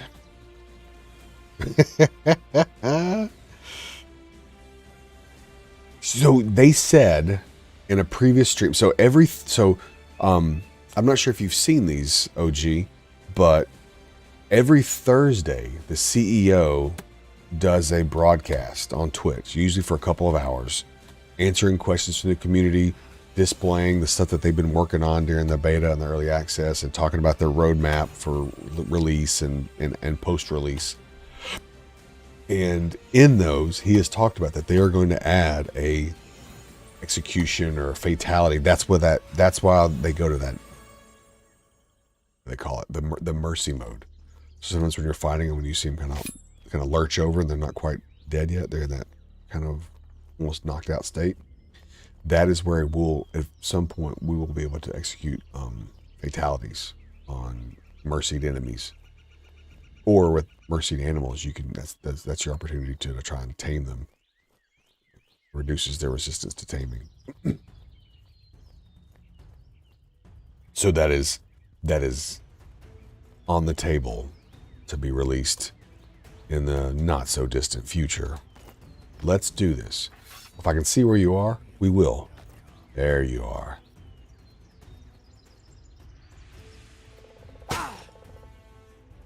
You think that's a knife? This is a knife.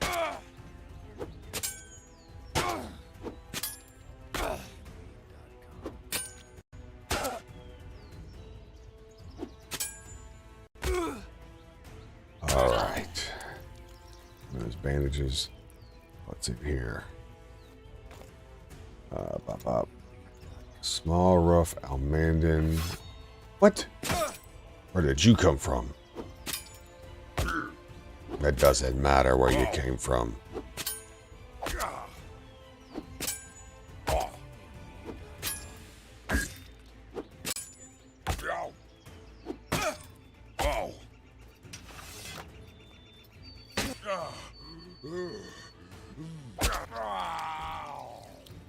Alright, so that's all of those cats.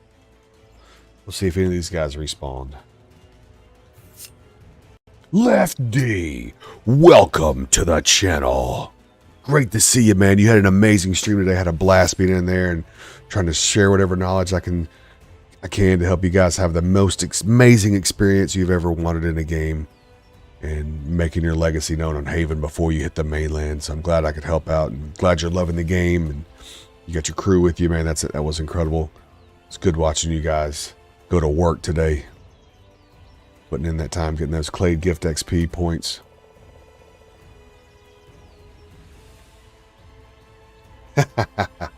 Appreciate it, man. Appreciate it.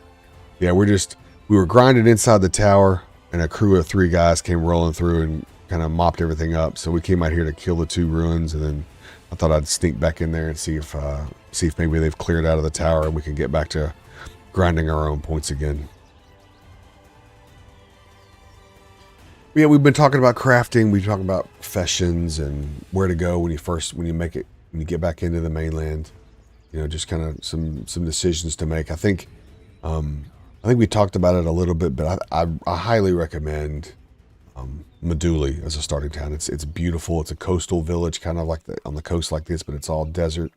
But you can make money there very easily. There's sea-dew all over the ground. It looks like little clumps of grass like this. You can pick it up, and within about 15 or 20 minutes of picking it up, actually it looks more like this stuff. It looks like this common myrtus, like this kind of small clumps of it. But in about 15 or 20 minutes, you can collect enough of it that you can be set up with 15, 20 gold, and be able to buy a horse there, because the horses there usually run about 10 gold there at the pet broker.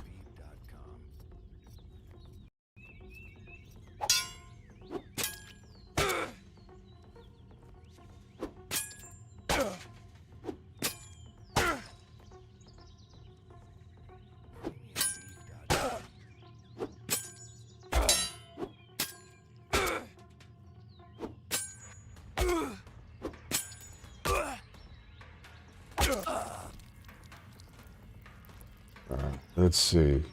Anybody else here before we go back in the tower? Yep, I see one more. So I don't think I've got anything. I can't cast Corrupt.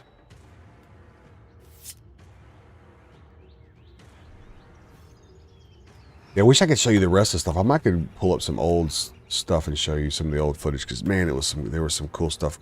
Now I'll show you a little bit of that so you kind of see. Well, then again, I don't know. I don't want to ruin what Tindrum looks like. If I show it to you, you might see what Tindrum looks like, and then it might not be. You may not want to make the trip, because Tindrum is beautiful, man. I missed a block.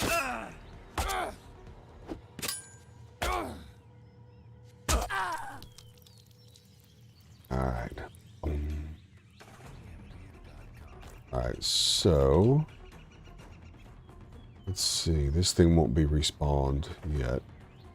The chests and stuff. I'm just looking for more bandits. Nothing. So let's head back to the tower. Dynamics, welcome to the channel. Thanks for being here. Appreciate everybody stopping by the channel. Again, we're using the Restream.io service, so we are live on Twitch, YouTube, Facebook, and DLive, all at the same time. They've got a chat aggregator. If you've never seen it, it combines all the chats into one, so you can kind of see what's going on there as the broadcaster. You can also use it to find out where your community is and build your own community, and then share that community and try to build a community on the other platforms, which you kind of have a foundation going and kind of feel out where you want to broadcast the most. It's a really, really amazing service. I've been using it for a while now, and I highly recommend it. And you just you put your stream key to them, and then once you turn the stream on, they then simulcast it to all the other services. It's pretty wicked. All right, we're on approach to the dungeon one more time. You know what? I think I will show you that stuff real quick, because we're in a safe spot here. I can sit down and burn off my gray bar, and while we're doing that, I'll show you this cool stuff. All right, so let's see, here, and game discussions here. So I posted these a long time ago, so I have to scroll up and find them. So castles look like, I just saw one. So this is what a castle looks like. So when you're at a castle, castles look like this. Each section of the wall you build, each tower you build, you have to get the materials.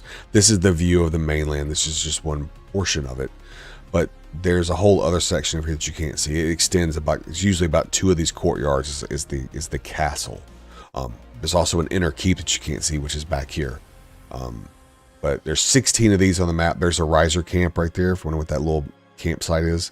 So this spot actually has really good access to a riser camp. That's calx in the water. That's one of the 3 main resources you need to make steel. This is granum, so that's the second thing you need to make steel.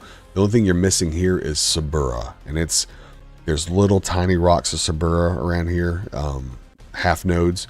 If you're at Meduli, there's massive huge nodes there, so it might be a little easier to get it there and then bring it back across, because you don't need a lot of sabura, but you need a lot of calx and you need a lot of granum. All right, so let's close that. Go back here. What else can I show you? Here's another view of a castle. You can see a better shot of that tower. It is beautiful. So this shows you how you can see for miles when you're on the mainland. It's stunning. It's also why it's been a little bit laggy with 3,000 people in there, because you would see all the people running around. If you were on this tower looking out there and you saw like an army coming across, it's nuts. Let's see real quick. What's the other one I want to show you? So this is a stronghold. So this was Henrik showing off a stronghold. So if you don't have access, or you can't purchase a keep because they've all been claimed, or castle, they've all been claimed, you can also make a house, or you can make a stronghold. This is a level 3 stronghold. So you've got 1, 2, 3 floors essentially in here. You can place 50 items per floor. So that means walls, chairs, tables, crafting stations, etc. 50 per floor. And then you have an upper floor that you can stand on and duel and look down. There's also defensive things here you can shoot down or shoot across. But this is a stronghold, and you can place it anywhere outside the map, anywhere you want. They just happen to place one inside their walls of their castle. This is Kodo. So this is Keepers of the Oath. We talked about how they patrol Meduli for the most part. And this is their keep that they had in beta just outside of Meduli. Here's where they're building a wall. And this, so for scale, you can see the people with their mounts and how small they are compared to the walls and everything. All right. Let's look over here. This is a house. So this is, if you want to see what an individual house looks like. You can also place these anywhere, and they're modular, so you can add like an additional room and make it kind of a little bit larger. But the detail is pretty incredible for the game. And the way that you build them is you buy a foundation deed, and then you put the materials in the foundation, and then you hammer it like with a maul or axe, whatever. And you actually have to sit there and hit F and hammer on the building, and to actually put the materials into the house. And you'll see it slowly build up as you're hammering on it. So all these guys are working together to put this one up. Actually, I can make it bigger. Let's see. So if you're wondering where these are coming from, these pictures are all coming from Forgiven. He's a really well-known like photographer of this game, and he posts all these type of really high-res HDR photos in the official Discord, in the gallery section of the Discord for this game. And he has just a ton of stunning visuals like this that he's captured of different things that have happened in the game. Let's look here. Where is... trying to find where... Here we go. So this is Tindrum. Let me show you Tindrum. So I was dead. So I was walking up. So this is Tindrum in black and white as a ghost.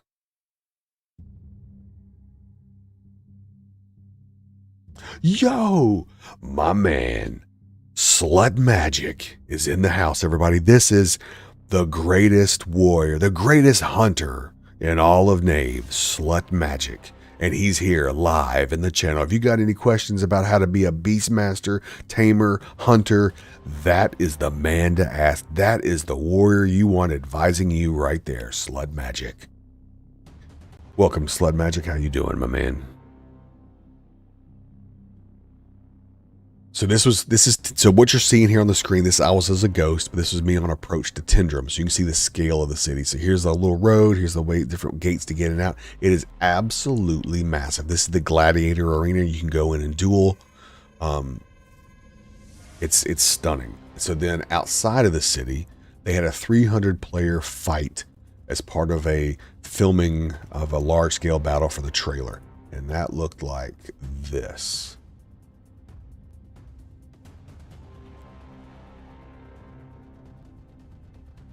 Man, doing good. Recovered from COVID, got my voice back, and now we're back live.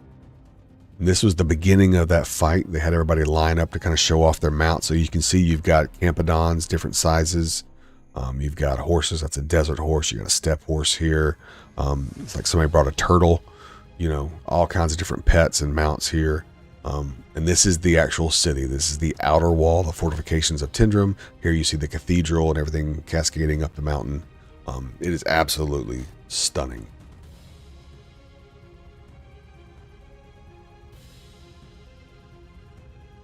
All right. And then let's see. And this is up close. This is like your front line view here.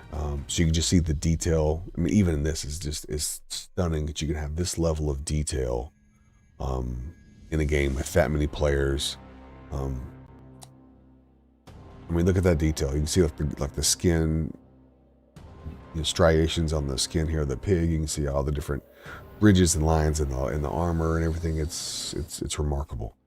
But this next shot is really cool. It's actually over the shoulder of these guys. I like showing this one first and then to show this one.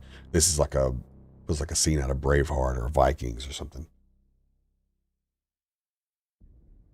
The two sides are about to face off. It was really, really cool. This is why it's so unfortunate that the mainland part of the game is having the struggles that it's having. Granted, this is much smaller stress test and much smaller than what's going on now, but you could see a battle like this where you had 300 people on the map with their maps and with their mounts and everything, and it still played pretty damn well. It gave you hope that they were going to be able to pull this off. They're really going to make this into something remarkable, you know? So it is a little deflating that it's not going quite so well. I have faith that they can fix it and get us back on and everybody back in the world. Now, what you're seeing here, I do want to point out, which is pretty neat, is you can see all the different armor types, and you can see that the materials are evident. So like these guys have some type of a, you know, almost like a copper looking armor. I don't think it'd be copper armor. That'd be really, really heavy, but it's some type of a different metal. And then this guy's got malarium. That's, you can tell by that kind of that white, it's like teeth. That's some type of malarium plate armor. This guy has some type of carapace or like a reptile armor. This guy has a keeled scale plate armor, so he uses keeled scales on it instead. This guy's got curite splinted armor. This is just like your regular leather armor. So the material that you use will actually impact the way the appearance of the armor looks, which is something that's really, really cool.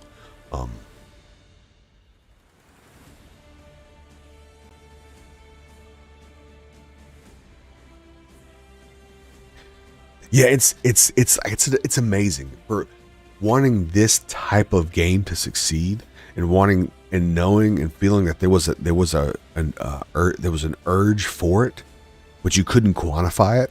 Then to see this thing blow up the way that it did, it validated everything that you thought this game could be.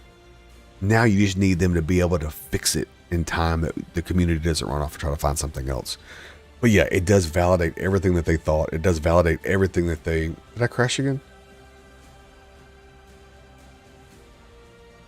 Okay, good. No. Whew. Thought I crashed again. But it does validate everything that they,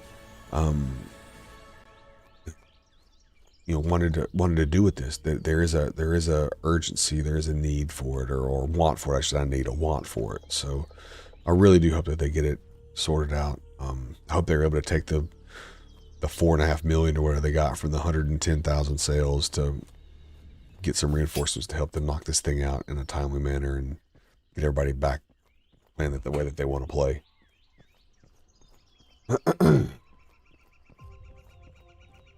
Yeah, so you've been in the mainland. What is it like? Is it just people everywhere? Like just everywhere you go, it's just massive amounts of people? I mean, I know some of the cities look like The Walking Dead because there's so many AFK people afraid to log out. They're finding ways to stay in the game, and there's just like walkers everywhere, just waiting for them to come back in the game or whatever. So let's see.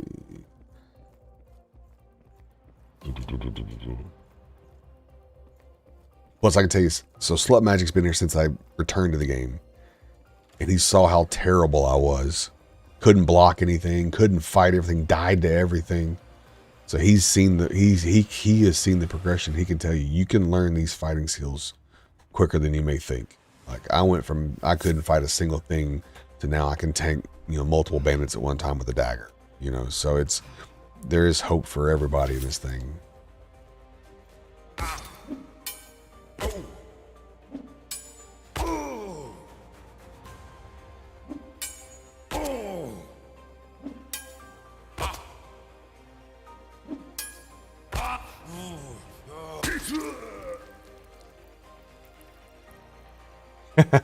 Thanks, man. I appreciate that.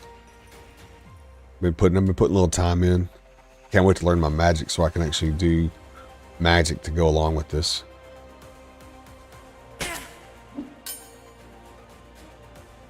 I can't see. There we go.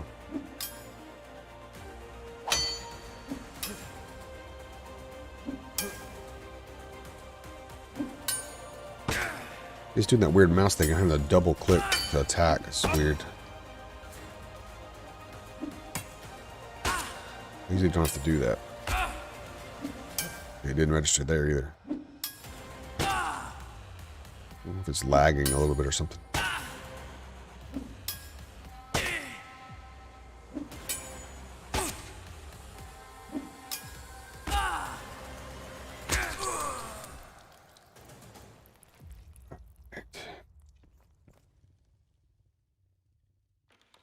Really? Nice. Well, I've got a whole bunch of spell scrolls. That might be a good idea. That'd be a really good idea.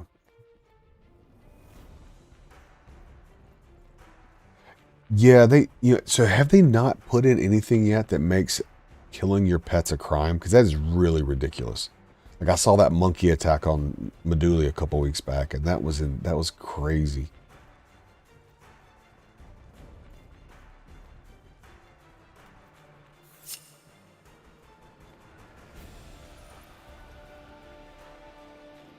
Yeah, left. OG, if there's anything else you guys want to see, man, let me know. I can show you footage of like the trolls or the Minotaur or the spider, any of that kind of stuff you want to see. They're pretty neat too. They have some really cool animations where they'll pick you up and throw you around or tether you with the web. It's pretty cool. Boom, boom, boom, boom.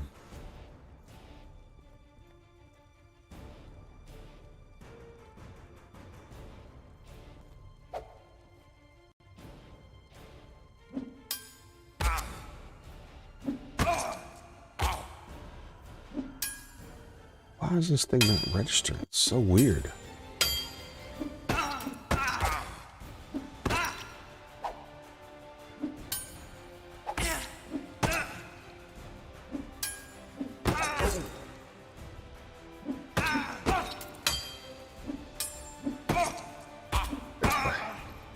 What is that? Counter reduced. What was that?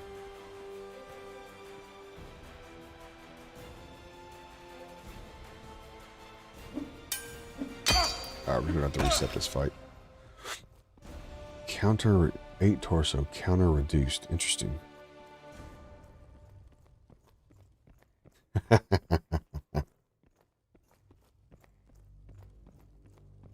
should reset. They should leash and reset.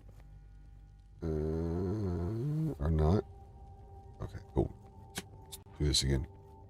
Yeah, no problem, OG. Sounds good. Sounds good.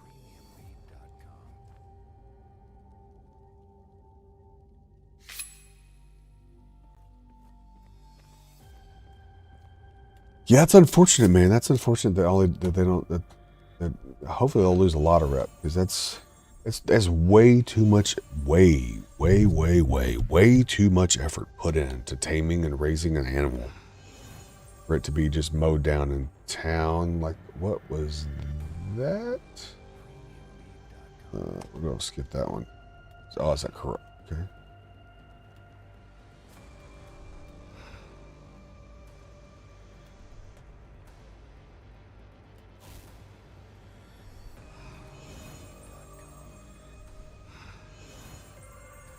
Vagito. Nice. Thank you for that from YouTube. Appreciate that. Doing good, doing good.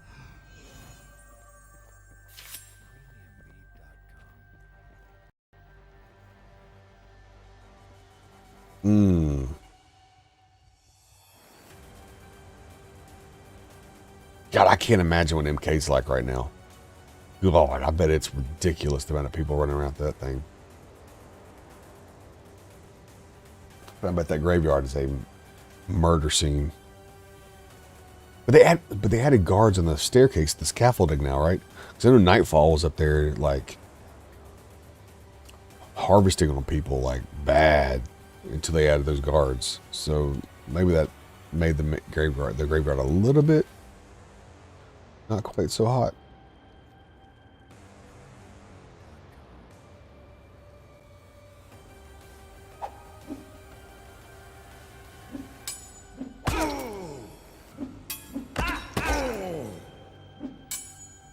Too many. That's too many. That's unfortunate. I hate having to reset the fights, but I can fight two. You just can't fight one. That's crazy. That scaffolding used to be such a pillbox choke point, and now everybody's just keeping their pets on there. That's nuts.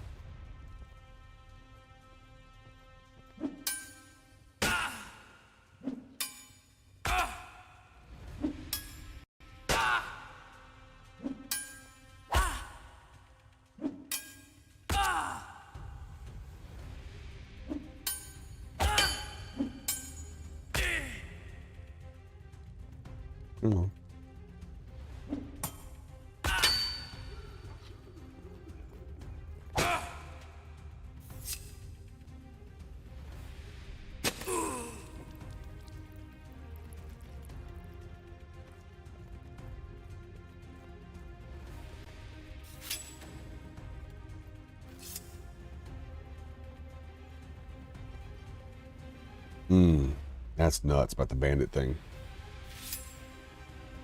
Yeah, I haven't been over there. I haven't joined the mainland at all since launch, so I have no idea. I saw that, the content had 4 guys farming the risers for 12 hours and made 4,000 gold, which is how they got their keep.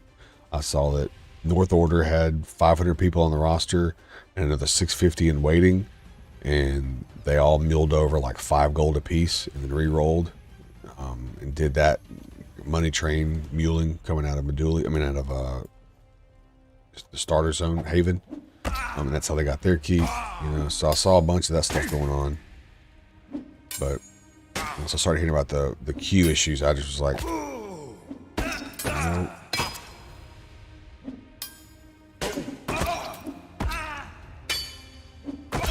I keep pulling 3. It's frustrating. I'm gonna pull 1 or 2, not 3.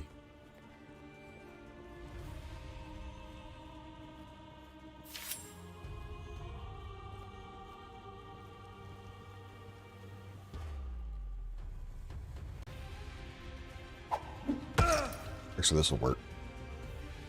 If I can keep her here, then I can kill her, then it's just 2 to fight.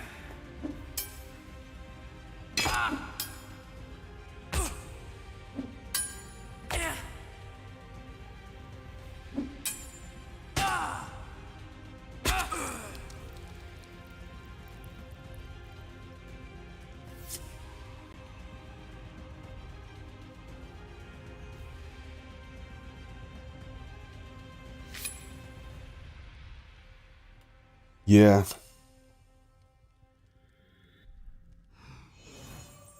Yeah, because I think now that 15 of the 16 of them are claimed, which is nuts. I think I heard Bratwire talking, and they were pulling like 120 gold an hour, like from the pigs in Haven. So I mean, it's just a lot of people were using that stuff. Like, it's almost like they should have never allowed anything to come over from Haven. Just your knowledge, and then you start fresh.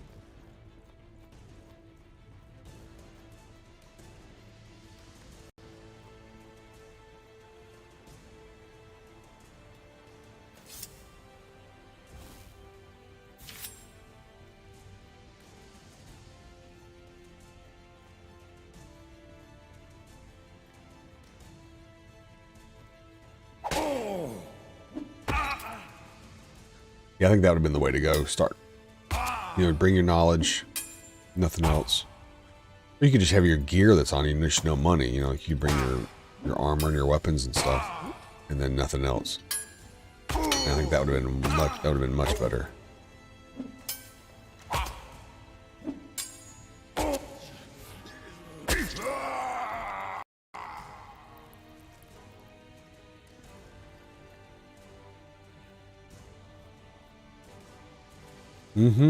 Yeah, I think they really missed an opportunity there. That's what they should have gone that route.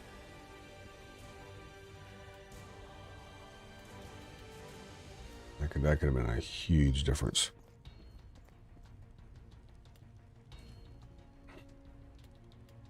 Curious how much these hit for compared to the Botkins.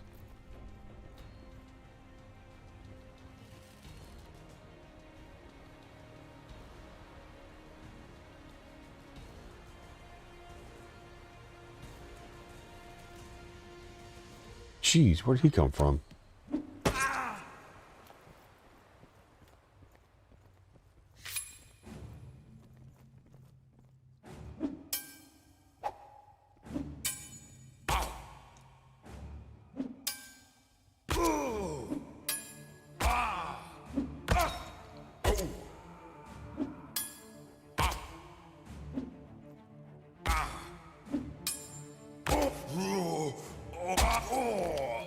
On.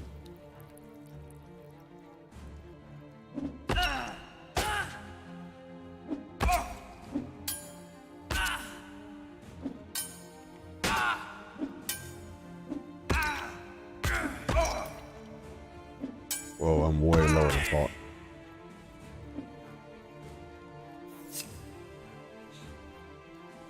Way lower than I thought.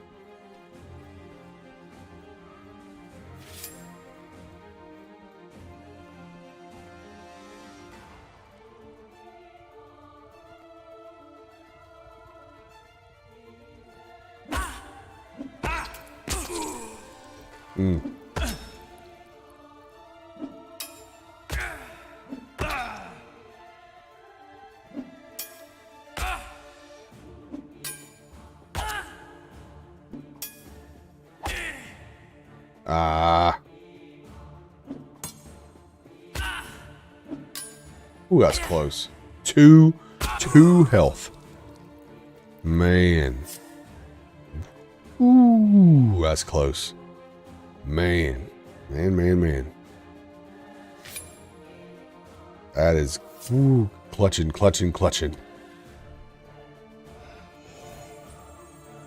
I was afraid that chip damage was going to kill me, to be honest with you. I thought she was going to chip me for 3 or 4 and finish me because she held that attack for so long.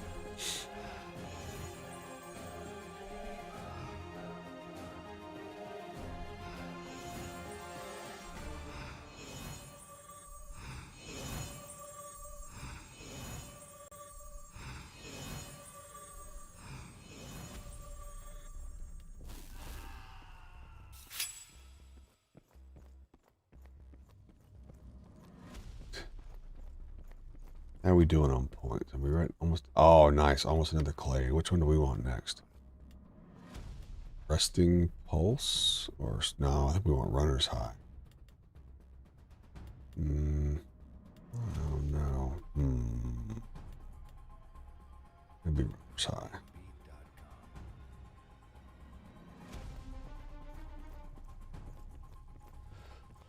All right.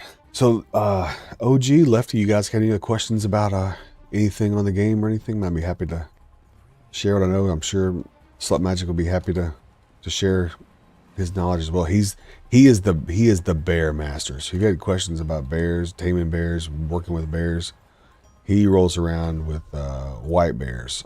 When I first met him, that's what he was rolling around with, was white bears. And they're the baddest things on the game as a pet, those white bears.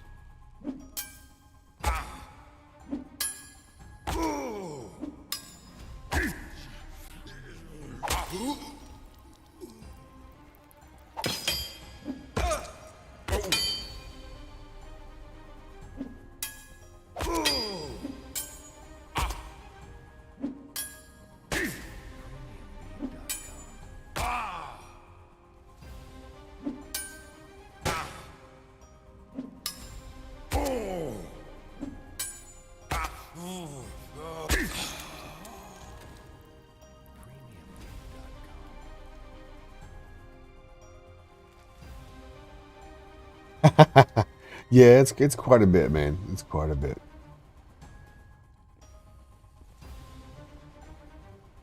Yeah, so when they add in the Beast Mastery, that's going to be really neat, because that one you can actually control the type of attack they do. So you could you have a lot of control over the animals, which would be pretty cool.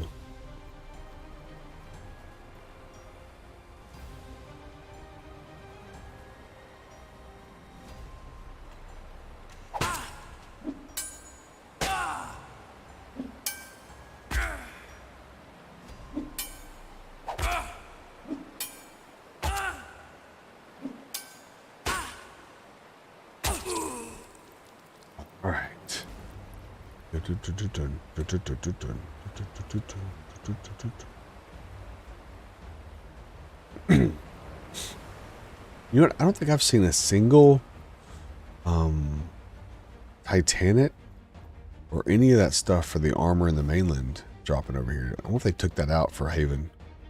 Like the stuff that would drop, like the Riser Soldier plate armor or the Mercenary plate armor.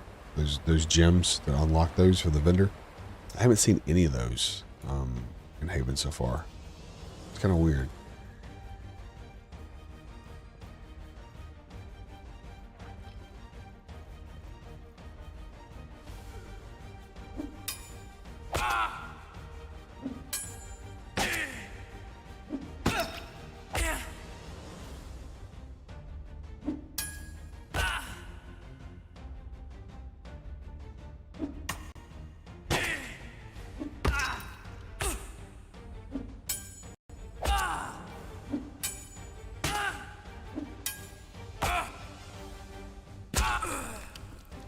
Man.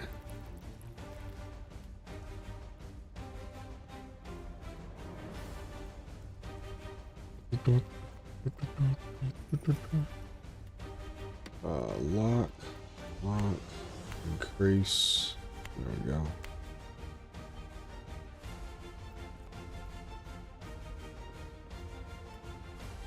Oh, does he? Okay. Damn. All right. I have to go back and fight him. I fought him some earlier. He's a little tough with daggers, man. He takes a while to get him down.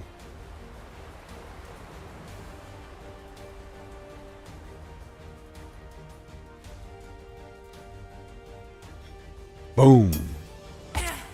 Boom. What you got?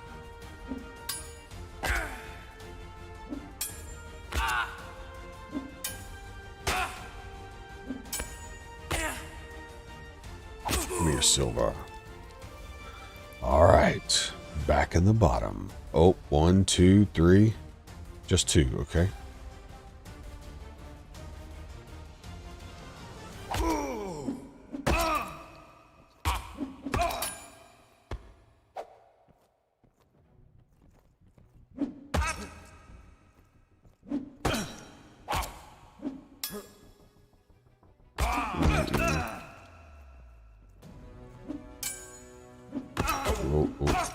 Nope. We hitting the jets.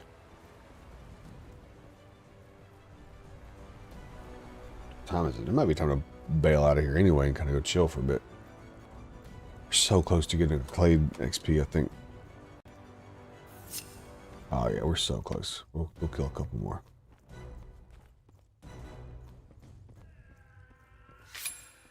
Come on.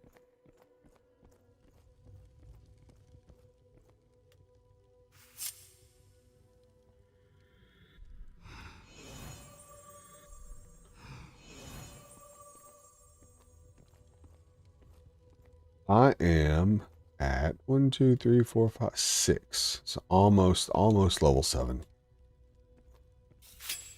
So close.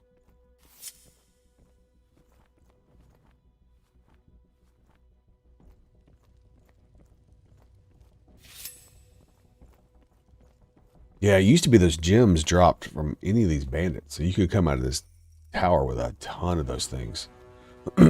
Because it's sketchy getting that armor, man. Because you got to go to jungle camp or you have to go to cave camp, which are lawless towns. And right now, everybody's trying to go to jungle camp because it's the one spot on the map you get like advanced creature control. You get the large fishing hooks, the heavy fishing line, and a bunch of other rare like lore books, iron fur, iron wool, all that kind of stuff. And you have to go there with those 3 gems, and that's where you can buy the Riser Soldier plate armor book. So there's a lot of reason people are going to be flooding there early. And like the advanced creature control book that people need for like some of those, like the bigger bears and stuff, if they don't have like or multiple animals. That thing's 65 gold. So people just love to camp that jungle camp because they know there's people coming in here with fat pockets of gold looking to buy those books, and they're hoping to lift it off of them with a couple quick attacks from the woods. Because that place, let me tell you, the first time I went to jungle camp, it was a 9-hour thing. I'd never been before. And instead of going the common way down by the river and down, I thought I could go in from the east like some kind of a big idiot. And I was stuck in the woods trying to find a way down all these cliffs for like 9 hours. And I broke it up. I would do it for like an hour and a half, and then I would take a break and come back and do it for like an hour and take a break. And it eventually took 9 hours. My wife even told me, she said, this is the most boring game I've ever seen you play, because halfway through that 9-hour trip, I dozed off a little bit and I fell off a cliff with my horse and blew it up. So then I was on foot, and I was a Ogmere.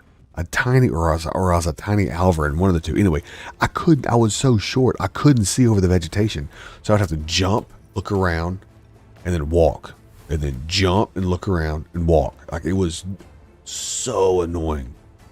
But after hours, I finally found a small little 5 hut jungle camp. And was able to get the book I needed to have the soldier armor and be able to make Riser soldier armor. So I vowed not to do that again for a while. And if I do, I'm going to go in and risk the river route, because it's like a straight shot with some landmarks you can follow, because there's no landmarks. And the vegetation is so dense that you can't see it like until you're almost right up on the camp. It's crazy.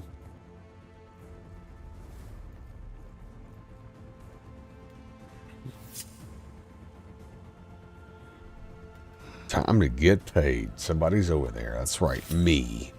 I'm here. And you're going down.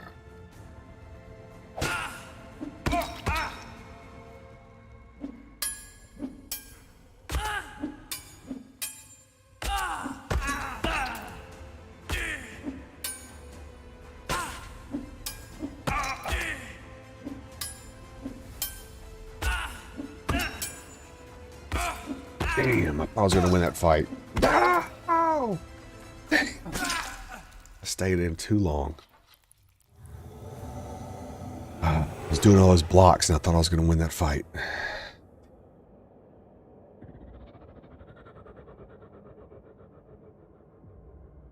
Damn it.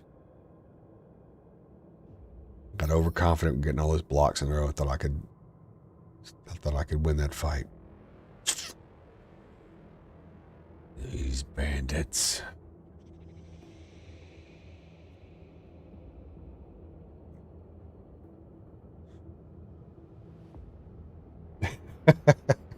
Man, it's been a long journey working on blocking. If you watch that video where I was training with anabolic and I couldn't block just the most telegraphed attacks ever to now, it shows you that anybody can pick it up. Like, all right, let's see if we can run down there. All I've got is this stupid worn short sword, which I'm terrible with, and it's set to block. So let's see, settings, gameplay, thrust only. So now you're gonna see me use a one-handed sword, which I'm terrible at, and it does garbage damage, but we've got to get our gear. Gotta do what we gotta do.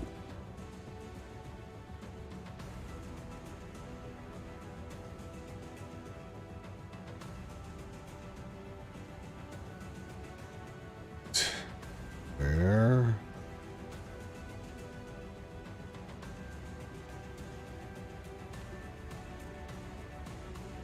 So there's one right there.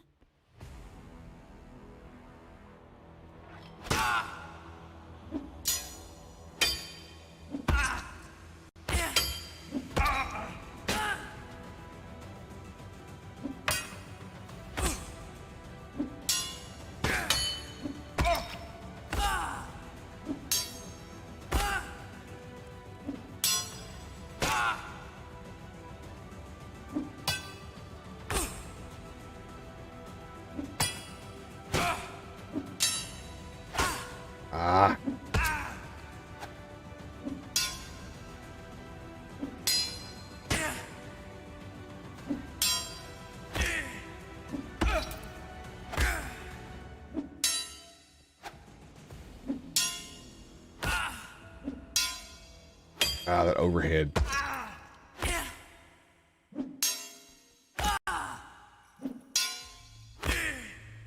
That's close. Come on, had some bandages. Nice.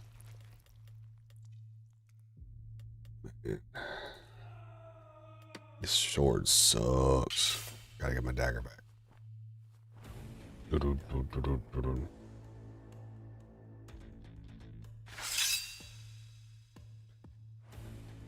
All right.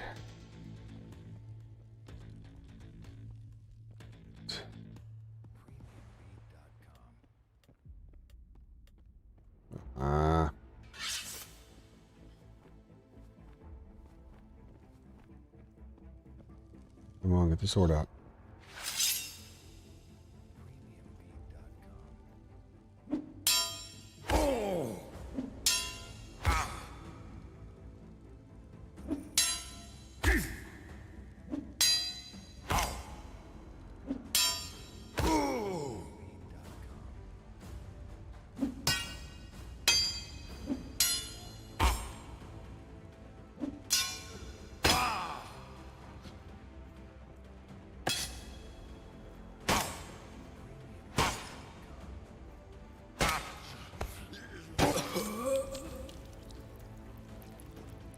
Take those arrows. All right, we got boot bags over here, right? Nope. Okay, it's further down. Almost back to the loot bag.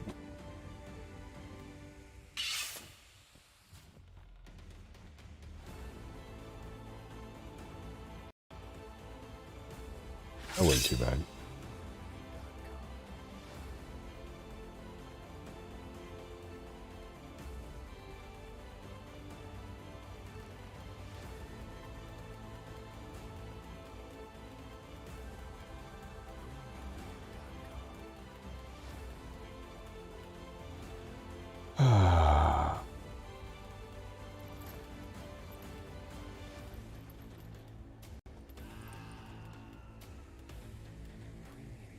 All right. You know what?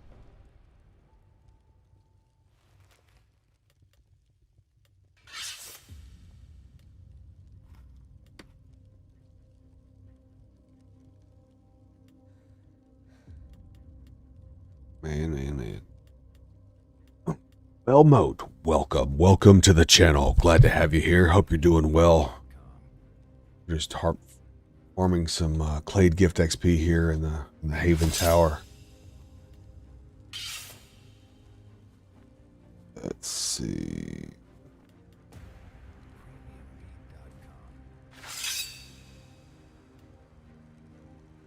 Yes, I was asking if they what happened because they used to spawn in here. They used to loot them, the bandits, like all the time.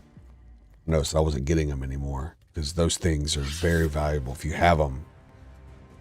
Nice, yeah, you want to keep that.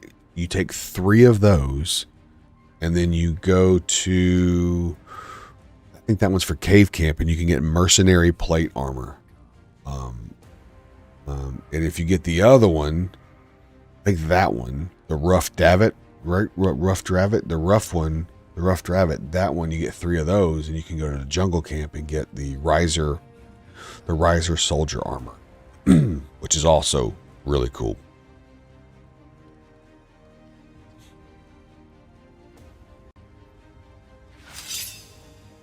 Yeah, I would recommend, yeah, well, either one of them are good, but I really like the riser one. Looks really cool. The helmet alone is really, really cool. Hello.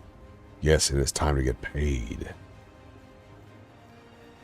It's time to get paid. Come on. We'll get the steps. Gonna get some height on you. Oh, you know what? I just realized I can't. It's gonna be tough because I changed my attack to not thrust. So now I've got to push the button to thrust. All right. Lucked out there. All right, settings, gameplay. All right, level 7 acquired. Let's see, what do we want to pick? We could go resting pulse, or we could go runner's high. You know what? Let's just do resting pulse. That'll make hunting faster. Come, we'll get speed next. And then we'll get the running pace on the next one. Ooh, ooh. All right.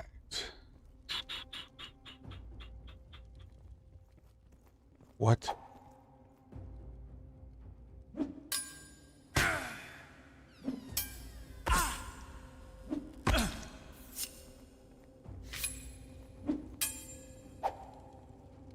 Man, I gotta quit moving.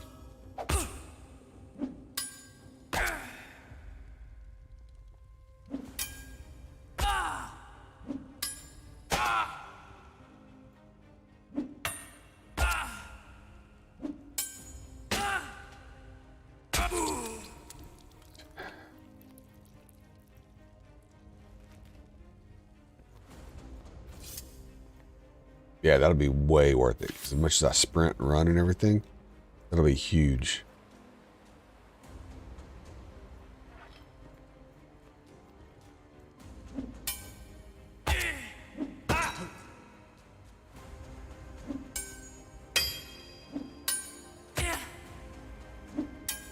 As soon as I hear that ching sound, is when I'm clicking the single button to counterattack. It's almost like muscle memory at this point. Since I know I'm going to thrust every time, I don't have to think about it. I don't have to worry about like pre-hitting the button to make it attack the right way. Ching, click. Ching, click. Sometimes I'm doing it too fast though and it's not registering. That's why sometimes it's not swinging like it should. Like that one. Did it a little bit too quick.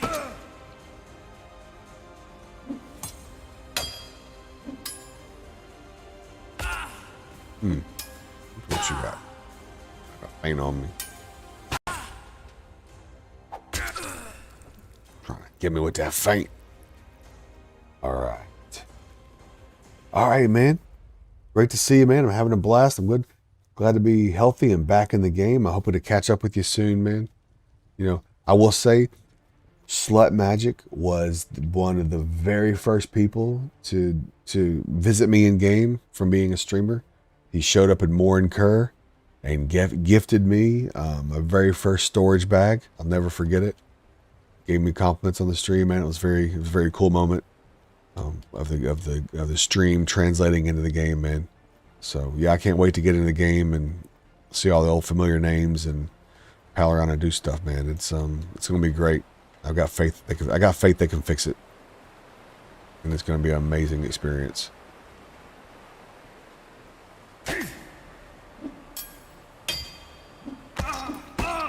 Yeah, we're gonna dip. I think we're gonna head back to town. We got 7. It's kind of getting a little old. We've been in here for like what? How long have we been in here? Been streaming for 2.5 hours. Pretty much been in the dungeon the whole time. Let's go ahead and go and run around and do some other stuff. Take a break from the bandits. Give them a reprieve. We've been decimating their numbers with the dagger all night, so. Woo.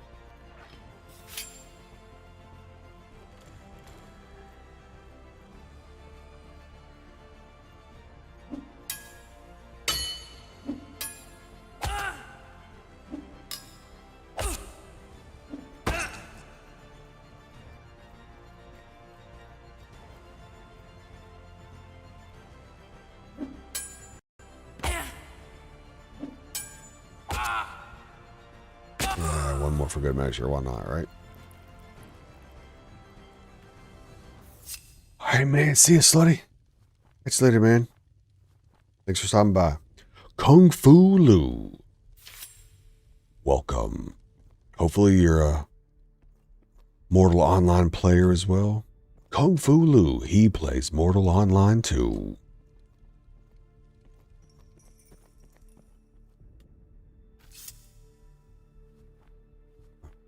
Bandage up real quick.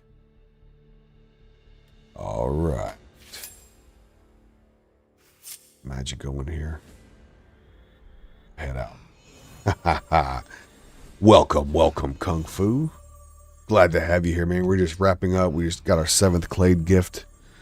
rank here in the Haven Tower, and now we're going to head back out and head back into town, sell some stuff, and look about doing some crafting and kind of just chatting with everybody, kind of wind it down a little bit. It's Toyland. Welcome. You better watch with that maul, sir. I am not a bandit. I'm a warrior like you. And he's got a bear. Hello, Rita. There's a bear. If you're wondering what the bears look like in game, there's a beautiful pet bear. Raised, trained by the one and only Toyland. You got a beautiful bear, Toyland. Good luck to you. Yo, Kung Fu Lu, you are a true warrior. I am honored and I am humbled with your follow. Thank you.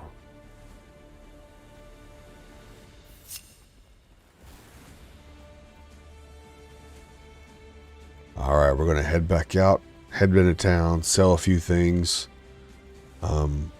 show you some stuff at the mainland a little bit more. I can talk you through a few things, and then we might end up calling it a night. Oh, it's nighttime. All right, here we go.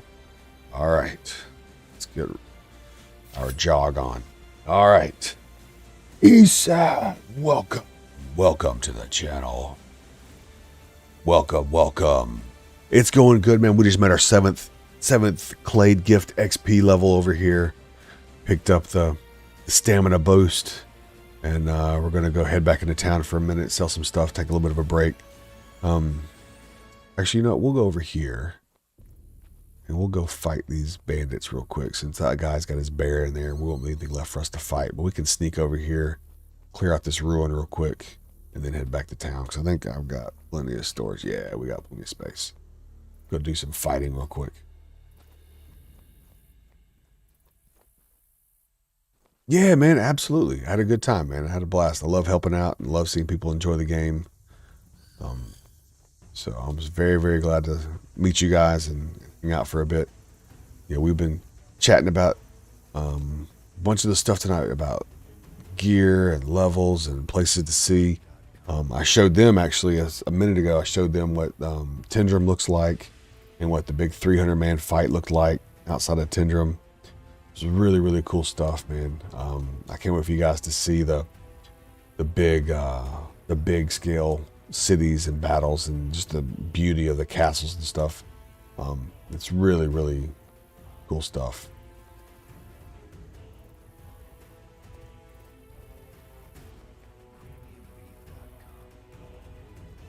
Yeah, I can, you know, I can show you right now. I still have the stuff still tabbed. Hold on. All right. So first up, Tindrum. As a ghost, this is the view of Tindrum as you approach from the south. Massive fortifications outside the city, giant cathedral that cascades up the mountain there. And then this right here is the Gladiator Dome. You can go in there and challenge each other and have a one-on-one duel inside a true gladiator arena. It's beautiful. But then, when you are alive, if you want to see the color, the beauty of the city, there's the outskirts in all living color. This was a 300-man battle outside the walls of Tindrum. Players brought their mounts, their horses, their campodons, elephants, their turtles. There's a turtle here. It's kind of hard to see. A couple of different there's a fully aged elephant. There's a young elephant, desert horse, steppe horse, you know, roughly 300 players plus some mounts. It was really amazing. Here's behind one of the battle lines, the steppe horse. Somebody brought their pig, not even a combat pet, but they brought their pig anyway. You can see the different types of armors, you know, stuff. If you look at the detail, like this is like metal, this is malarium, it kind of like teeth a little bit. That's malarium plate armor, regular metal, steel or something here. And this is over the shoulder. It's like a Braveheart Vikings type view. It's just, the detail's incredible. Here you can see this is reptile carapace here. So it kind of looks like a reptile scale. This is keeled scale, plate metal. This is also Malarium. This is malarium. Made from like the teeth of bears. Razorbacks. Got here. This, I don't know what this, I don't think it's cuprum, but it's some type of tinted metal. That's what these two guys are wearing. And then you got your regular leather over here. So the material you use, that's what I'm showing you. The material that you use can determine the appearance of the armor that you wear. Same way with horses. If you look at the horses, the different colors of the armor is the different materials used to make the armor. Let's see.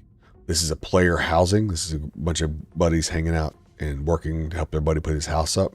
So once you buy the deed, you then place the deed on the ground and it shows a foundation outline. You then dump in the materials, the wood, the stone, and everything, and then in the metal. And then you have to actually get a hammer out and start hammering the thing to actually pound the metal and pound the materials into the house structure. And then it slowly starts building up as you're putting and knocking those materials in.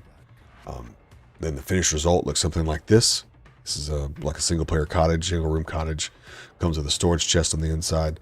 You can add modular attachments to it, so you can add like a side room if you want, or you can scale it up to a level 2 or a level 3 cottage. Each one's a little bit bigger. And then you have this. This is the next thing higher than a cottage. This is the stronghold that this structure here is. It can be 1, 2, or 3 levels. You can have 50 items per floor.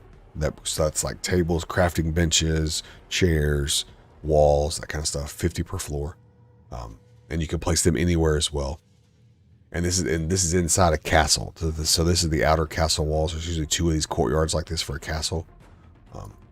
And I've got another shot. This is another shot. This is from the outside walls of a castle. This shows you the sheer scale of the game.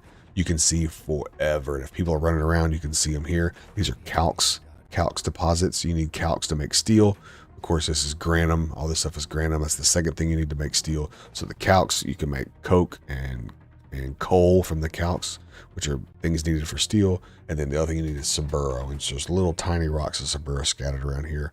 Those 3 main resources you can refine into the stuff that you need to make steel. So you get all that stuff here around this lake. And this is, I believe this is Sausage Lake. So this is the keep at Sausage Lake, I believe. And here's another view. This is a little bit higher up view from the top of one of these things. You can kind of see the scale. There's a riser camp right there. So this place is, or a bandit camp, is a pretty close place to hunt. But then each of these wall sections you build with stone and metal and wood.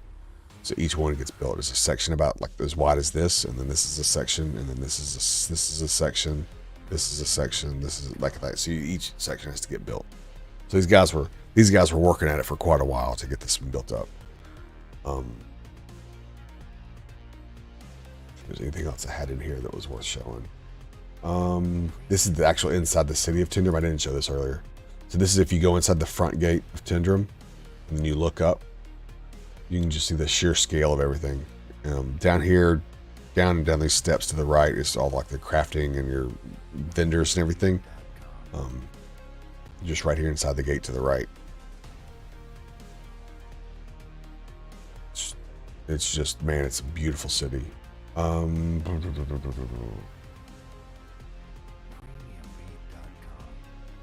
thought I had one other one. Maybe I don't. There's one other video I was going to show you. Oh, here's a guy working on his. You're just going to see this is turtle, turtle carapace. So it kind of looks like a ninja turtle, right? But it's heavy plate armor made out of turtle shell. It's really strong too. It's called heavy carapace.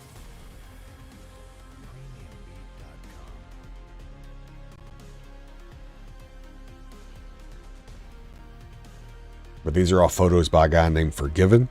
And Forgiven, you can see his photo work on the official MO2 Discord in the screenshot section. He posts all day long all kinds of amazing photos. It's incredible. That might be all of the ones that I have. Here's another. This is a view of Meduli. If you're wondering what Meduli looks like, this is from the Kodo Keepers of the Oath, their castle near Meduli. So this is the Meduli Tower. Kind of like the Fab Tower, but I don't think you can crawl down in it or anything. But there is, if you go in here, this is where you can get the Tindra McKnight plate armor book, the steel and tongue steel books, and the fainting and a couple other books are in here. It's only one of the few places in the map that you can get it. And then this is actually the Tindrum City and the Tindrum Docks. So the city is like 3 layers or so of stores and shops, and that's it. So it's real compact, real easy to get around. And then this is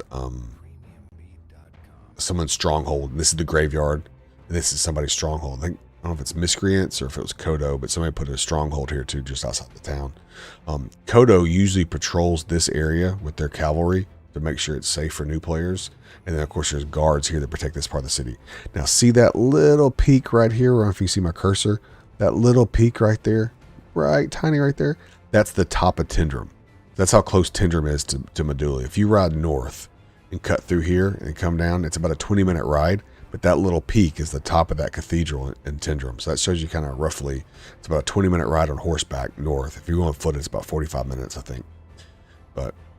And then if you go east, this takes you to Sausage Lake and back towards Morin Kerr and everything. But that's like about an hour-long ride to get to Morin Kerr. But this is about 20 minutes to get to Tindrum. If you need bears, there's bears right here. A little secret. There's a name for this rock. I can't remember what it's called, but if you go past this rock and hang a right, there's a little pocket of bears and young bears right there. A lot of people don't know that. All right, let's see. What else? Yo, what's going on? Sister 19 on what? Man, the Russians are here. North Order, come get your men. They're acting wild. They're running wild in here. North Order is a Russian guild. They got about 500 on the roster. There's 650 on the waiting list. They were on the first clan to get a keep up. Let's see, MO2. See if Forgiven has got anything else going in screenshots here. So yeah, if you go here, go to screenshots and links. Of course, everybody's talking about their login queue. But if you look for a guy named ATC Forgiven, you may have to scroll back because he may not have been in the game since everything's kind of been in a rough spot. Let's look. Oh, yeah, it's probably, yeah. Unfortunately, all these other guys are posting all this stuff. But if you see, it'll say ATC Forgiven. And there's a quality in his photos. It's just remarkable. What? I just type in Forgiven. ATC Forgiven. See, ATC Forgiven.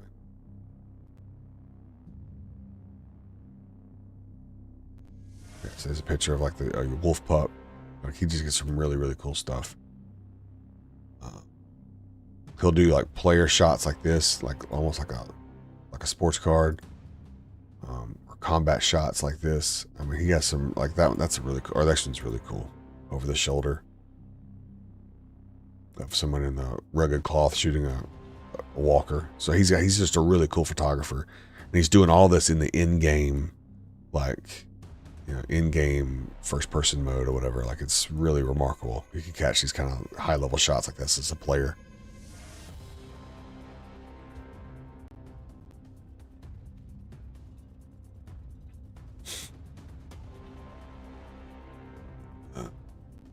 Let's see. What other one was there? There's another good thing I can show you real quick. So we talked about the bosses, and you guys were talking about like the dungeons and stuff and what's out there. What can you do with the dungeons? Let me show you real quick before we call it a night. We go here, and we go here. Mortal Online 2 trailer. Yeah, let me turn my other music off. All right, so this is more of like what the world looks like if you haven't seen this yet. So there's Tindrum. I'll narrate through this for you. There's Tindrum, the courtyards of Tindrum.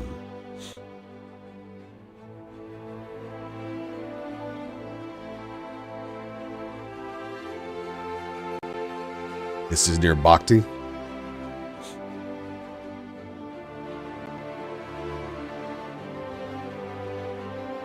This is the jungle. The jungle looks like that. That thick vegetation everywhere. It's incredible. He's taming a horse, and he's riding this horse. This is near Morin Kerr. This is up near the caves. There's the approach to Tendrum right there.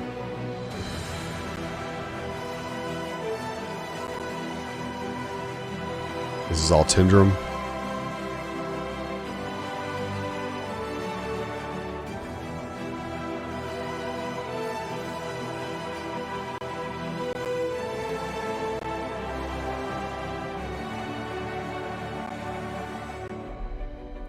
There's some crafting stations, a grizzly and a crusher. A spiritism, that thing that looked like a sniper shot. That's a spiritism. This is that dueling arena I was talking about earlier.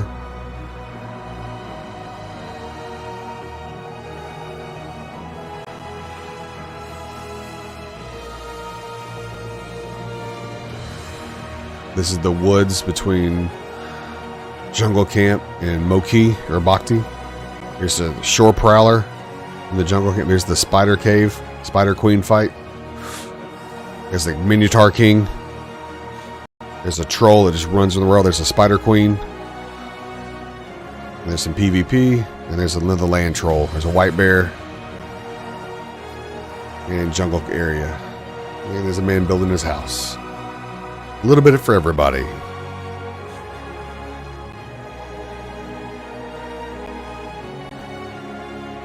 That's Toxai. That's the Galkor. And the outside wall of Tendrum. That was that 300 player battle. That's them fighting in that 300 player battle. It was amazing.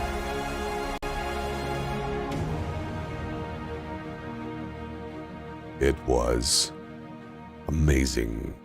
That's why we have hope. That's why we're here. Despite the queue problems and everything else, that's why we're still here. Because you see that footage, you see what this thing can be, and you just want to be there when it's going to be playable and it's going to be amazing. Like, I just can't wait. I can't wait for that thing to launch. I can't wait for that thing. Let me see. Do I have one?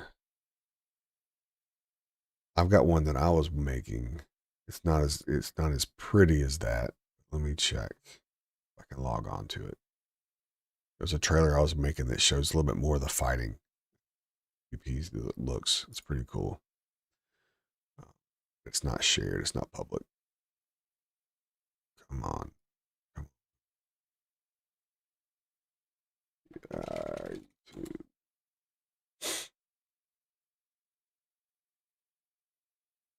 Come on. Dead air is killing me. Dead air. Oh, dead air. Come on now. YouTube. I know you can do it. YouTube. You can do it.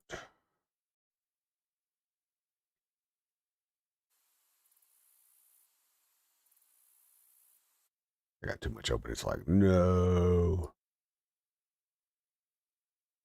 Well, if it would work, I was going to show you. I put together a trailer that shows some of the other spots in the city, like Morin Kerr and some stuff that doesn't show in that last trailer. I really want to show that because that's some really cool stuff, but I just don't know if it's gonna cooperate. For some reason, it's not wanting to load. There it goes.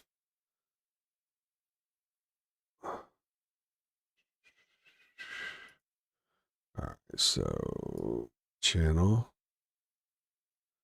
then videos, manage videos, and where is it? This one.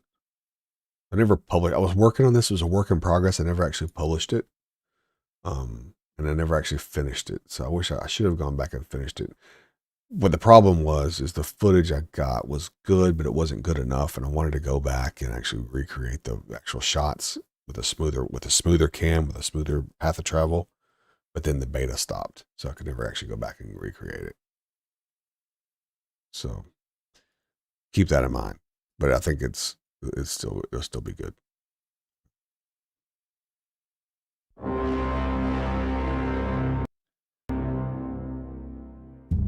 What's the quality? Hold on. Quality's really bad for some reason. So that's the that was the Riser dungeon. This is that was Cranish, not Cranish. That was Moki, the other one. Why does this look right? It should be 1080 or 720. It's Mage Tower. Yeah.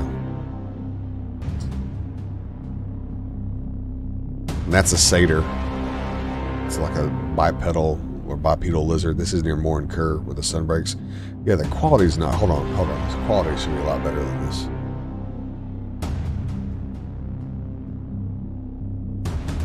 Why is it not giving me? It should give me 1080 or 720 at least. Let me go back and look. Here's another one I posted. It's 720. This might be up here. Let me see if this is it.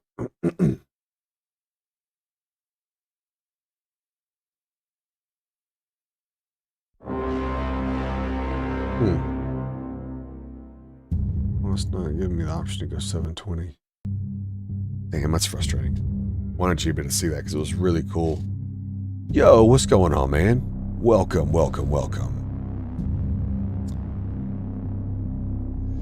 Yeah, I'll have to find the full version and post it and send it to you because it's really, I think it's pretty cool. And it shows you a couple of those boss fights that are really, really impressive. If you want to see a cool large scale battle, check this one out. This is Legion, and it's a massive fight. I think it was 80 on 80 or something crazy like that.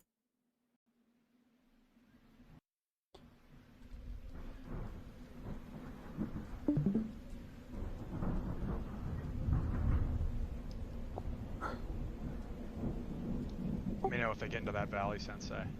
Yeah, I see a horse in front of us. I wonder why the video looks so bad. That's bizarre. Yeah, I see them moving. Yeah, a bit spread out again. Speed up, third speed. So there's about 40 of them. If you can see that, Up here, let me guys. back it up a little bit. Going around there. So you can kind of see when he looks back. Yeah, I see them moving. There's Yeah, a that big spread ton out of them. Speed up. So you see all of them? Third speed. It's a crazy amount of them. Get up here, And guys. we're going around their right side and encircling them and just fucking mowing them down. Keep some distance. If you're a Lancer, just wait for one of them to be one hit before you fucking go in. Yeah, there's one right up here. Should you focus the back one? Yeah. This is Alright. Horse station set up on this hill. kill horses, boys. Kill these unarmored Yeah, horses. they saw you, yeah. Okay. Yeah. They see us. Guys, big circle, ride big circles, and just peg these guys. Kill the horses.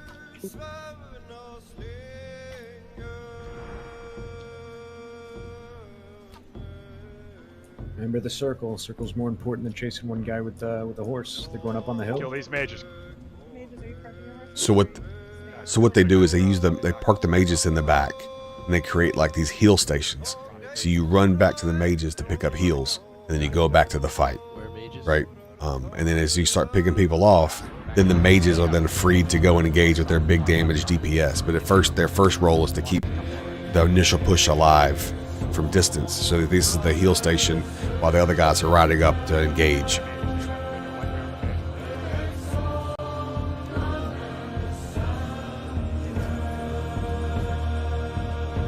So they're going to spam their lesser heals, and anybody that comes riding back at them, then they can then wheel turn and then go back and re-engage.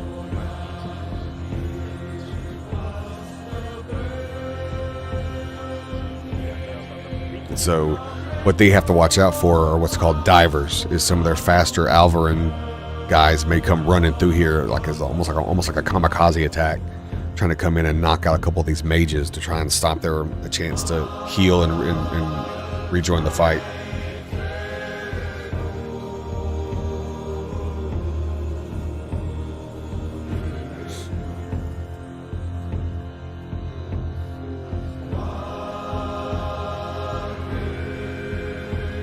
Guys, if you have horses, just ride up there, take a couple shots, go back, get your horse heals, just keep them pinned. While our guys that are flanking fucking actions. There's start to pull back down the rock. There's nowhere to We go. got one all the way on the rock northwest.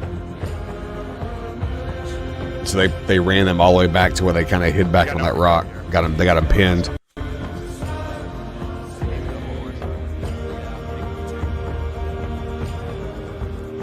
And they reform up and then try to push him off that rock down the cliff.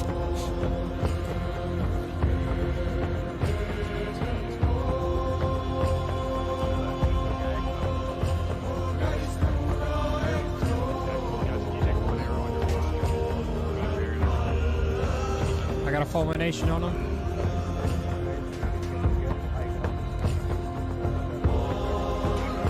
He's dead. Good shit. So mages in groups like this are crazy powerful. Those fulminations will hit you for like 70 or 80. Mages, make sure you're behind us.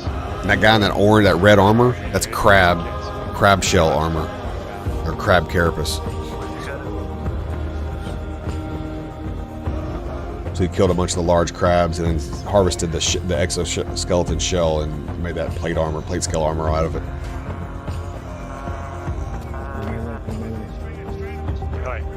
Melee, we're going. Majors are at the bottom of the hill. Jackman, full steel. Front left. He's half. Fair on right side, half HP. One hit, fair on. Fair on dead. Friendly player, half. And Cronite, shiny boy. He's one hit. Friendly player, get with Bowden. Kill this kid. I'm on him. Grab me seals. Friendly player's dead, full Kron. Push their mage line now. Push all the way through them. Fucking crushing them. Push hard now. Jackman.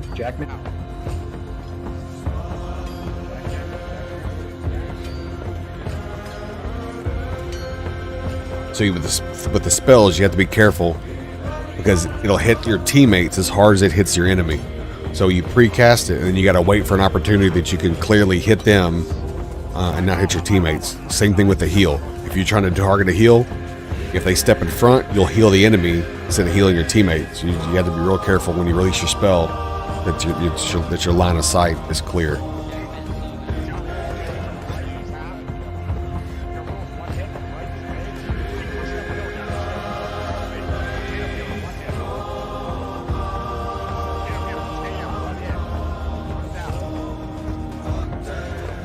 Jackman's low. Jarul, mage on the right. And do half. pull back, you got one behind you. Jarul's one hit on the right. He's a mage. Keep pushing up the hill, guys. Stay with Bowden. Follow me. Potato peeler, one hit.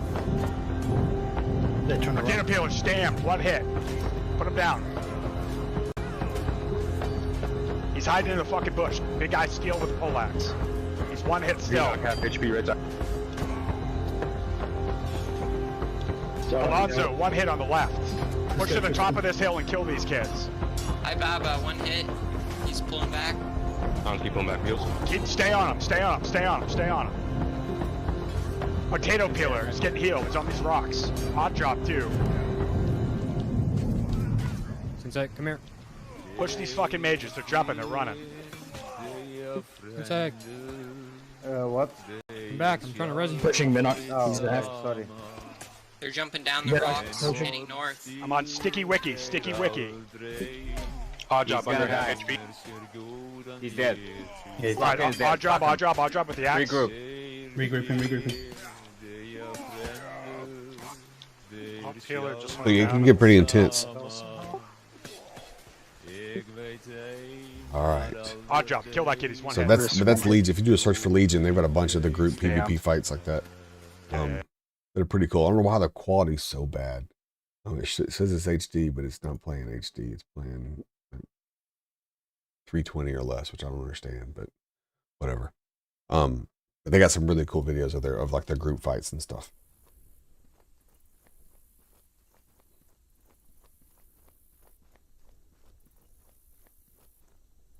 Grab these real quick, go kill a couple bandits, and I think we will call it a night.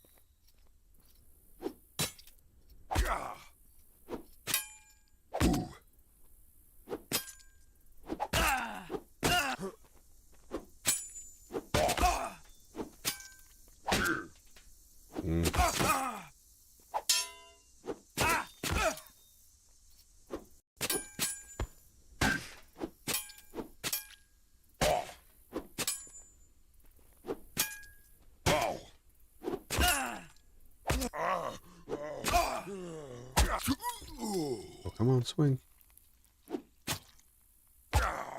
This dude's a giant. So, Thursar. It's hard to hit him. It's hard to get a headshot on him. Come on.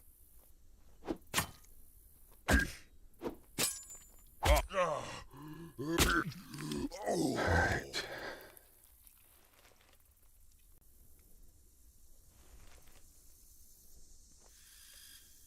It is. It is. It is. It is. It takes a. It definitely takes a getting used to. Learning the speed that you can get in there and hit and then get back out, so you can see where they're hitting you from. Because that's the thing is, you get so close, it's hard to see where their swings are at. You know, because you're crowded in so close to them. And one benefit, especially with fighting humans, though, is when you're crowding that close, there's a good chance they're gonna handle hit you for little to no damage, compared to if you're further back. There's a better chance they're gonna hit you with full damage, full range.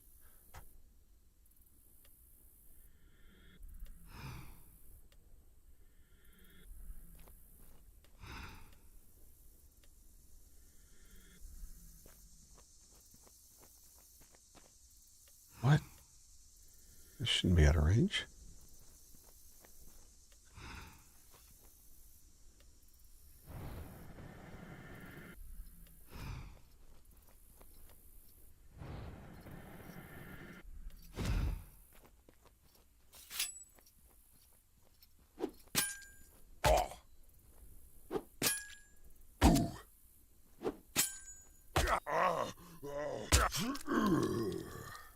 If I get better at my magic, that's what I want to do. I want to do the fire, that outburst spell. This one. Instead it's 30 a pop. Oh, no mana, okay.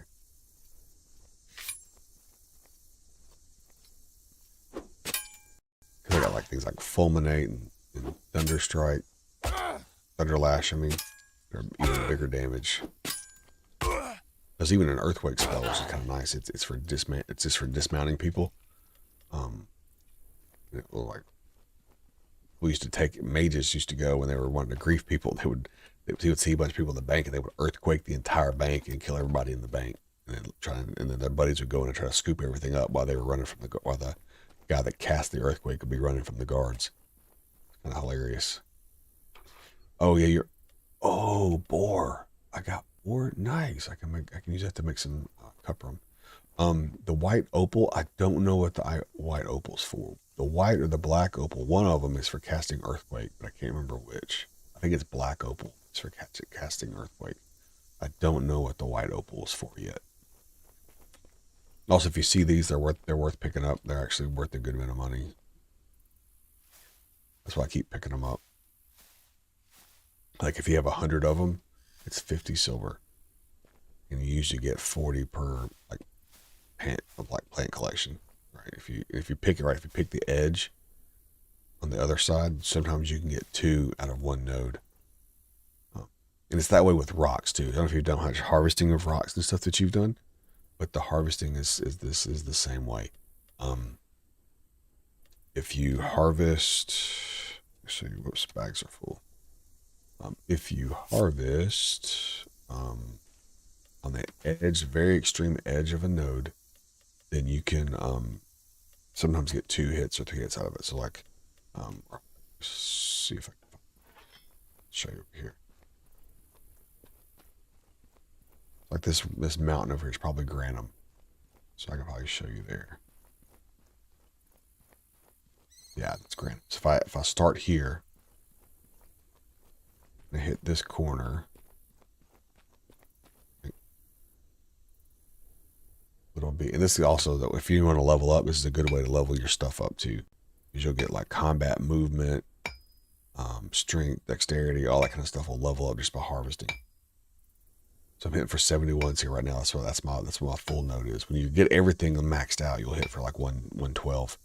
Let's see, mining and gathering is increasing. So you'd think, oh, I've hit this, it's depleted because it's all connected. Well, not really. If you go over to about right here, about 10 feet away or so, it'll be a full node again.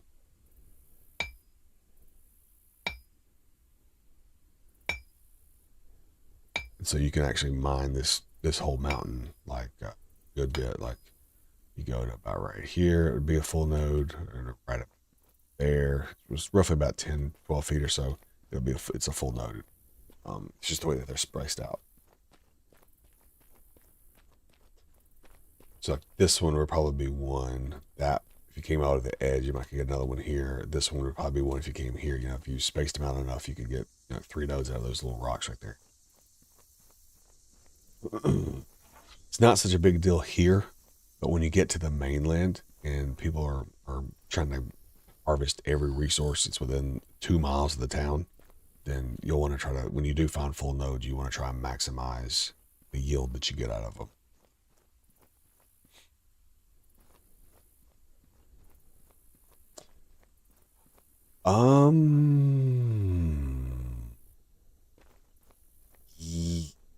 If you refine it up, yeah.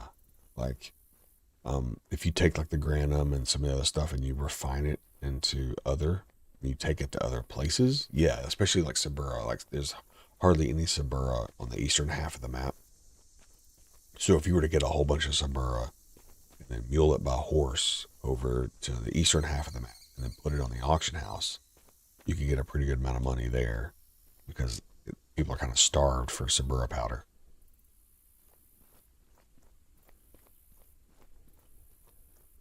And one other thing people do for money is there's also cultural based books.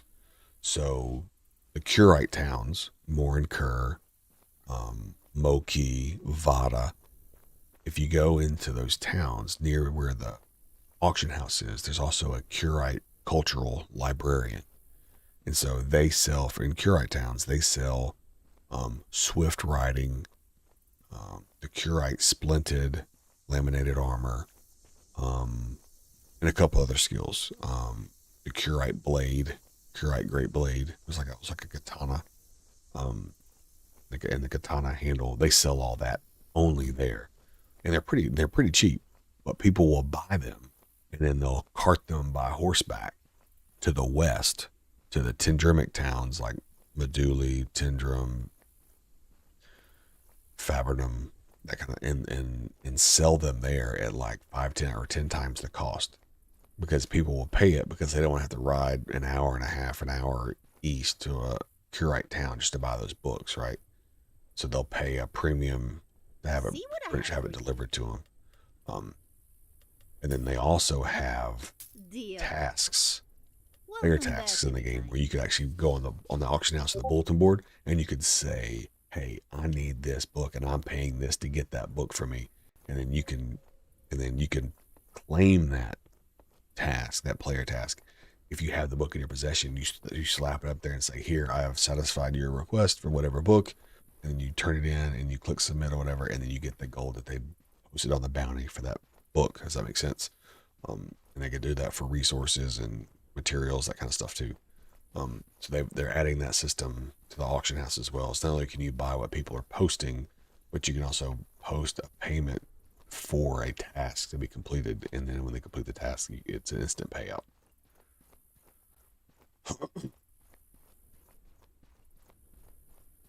But I think for moneymaker, butchery is really good. If you do the butchering thing and you have like the horses that we talked about, butchering can make a lot of money.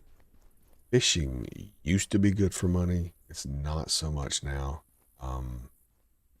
They patched a lot of those things that made the fishing work. But I can show you fishing real quick before I head to bed if you want to see it real quick.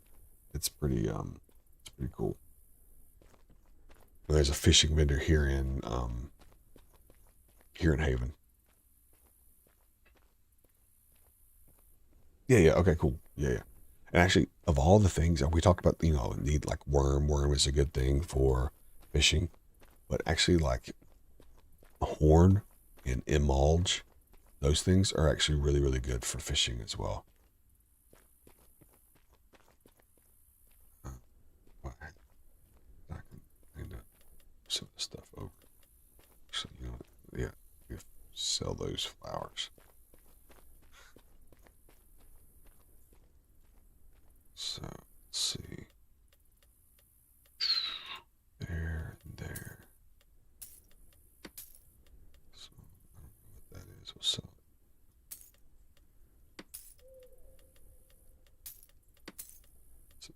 some space.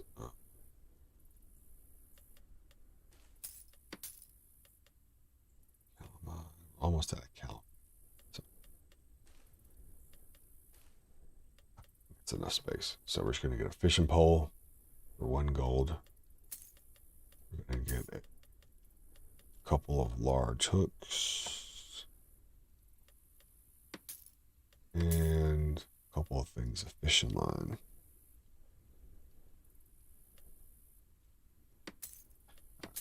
Cool. Now we'll go fish. Drop some of this stuff off at the storage real quick. All these scrolls, so we can do some scribing later.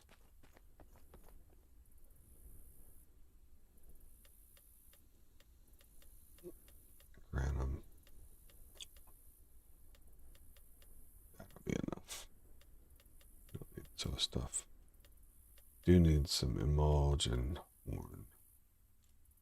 So we'll take that stuff. Yeah, there we go. All right.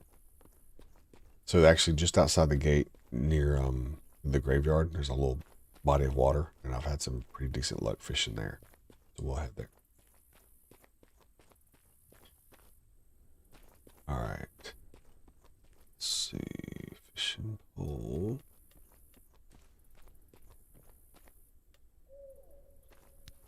And then so you're going to pick your line, your hook, and then your bait. So we're going to start with some emulge. And then here you pick your depth. Do 180, 175. 175. And then for this to work, this is the step that doesn't really explain to you anywhere. You press Z when you're ready to fish, and it unlocks the mouse and allows you to scroll around like you're aiming. And then you can use the mouse button 1 to pull and cast, and then you can do the right mouse button to set the hook if you do catch something. So I'll show you real quick. So we'll walk over here. See, now I can look around, and then you like that. Yes, now it's in. Now you watch for it to bobble, and when what you're looking for is the rod to dip, and when the rod dips sharply, you hit right mouse button to set the hook, and then you start cranking with the left mouse button.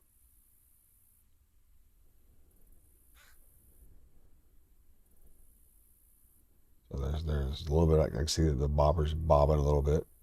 There it goes. So as soon as it twitched, you crank that right mouse button and try and set the hook.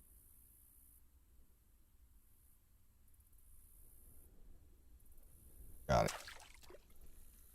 So then now you crank it and you watch and you listen. And as the line gets extra stress like that, you quit cranking and just hold until it relieves some of the pressure, and then you crank again and hold. And when it's cranking like that, if you keep cranking, you'll break the line. So say they're fighting it, so we're gonna wait. We don't want to break the line. We're gonna wait some more. Actually, I'm gonna let it go a little bit because it's really pulling the line hard. Yep, there we go. This bad boy up.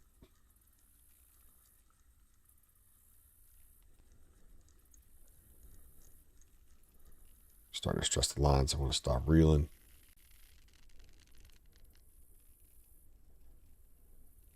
And just waiting, and nope, they're still pulling again, so I'm still waiting. I'm trying not to break the line. Yeah, there were people that were making 400 gold an hour fishing. They knew the right hooks and the right bait, the right depth, and the right thing to use, and they could get the same fish. Essentially it's a formula, right? It's essentially a formula. There it is, a 3,000 pound Herbius, which is worth 3 silver, 3.3 silver.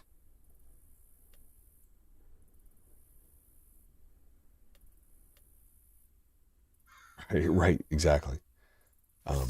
And so then when you get the fish, you can eat it for, health benefit, right? Or you can butcher it for scales and meat, for alchemy or for food, and then the scales can be used to make armor. So if I get a lake, an Laake, if I get a lake fish, those you can, the herbivorous. See, it's like a formula. So I almost got the exact same size fish. So I'm doing like a 75% power on the cast. So it's landing in roughly about the same spot. It's going the same depth, 176 centimeters off the thing, and I'm using that emulge. And emulge seems to work really good. You can even use silver. Silver's been pretty good as a bait. Horn. That's a much smaller one, but it's still herbivorous. But the lake scale makes a pretty cool looking armor. It's not any better really than the full grain or the other, but it just looks really cool.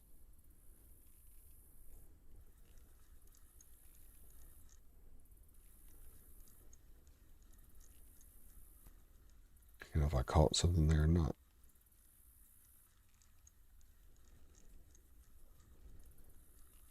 Yep, okay, we got something. Calming on down. So yeah, you can spend forever doing this. And if you go to Toxai, you can pull turtles up here. Oh, there's a canna, nice. And it'll be a big, huge turtle, big snap turtle, and it will hurt. If it hits you, man, it hurts. I've had them chase me for a long time. But you can tame them, and if you tame them, they're a pretty strong pet because they're so hard to kill because they have so much armor built in with that shell. It's a handful to deal with while the person's also, fighting you.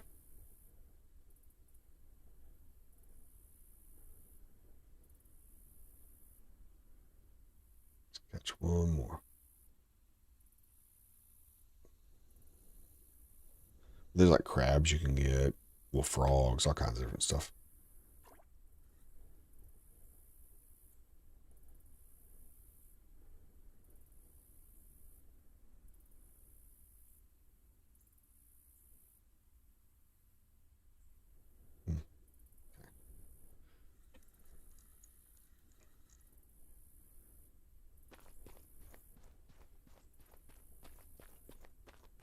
Like to get turtles usually drop it to 50 and just like top water cast and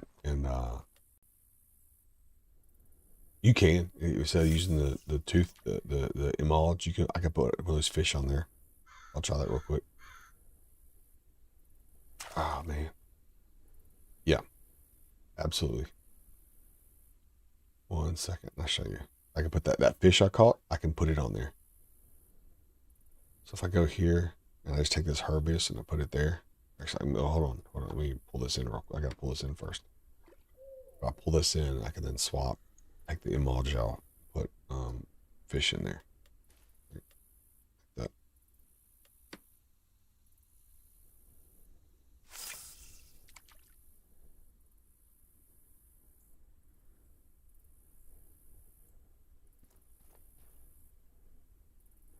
I'll show you what a long cast look like. You can go all the way out there if you want to. It's just hard to see the line.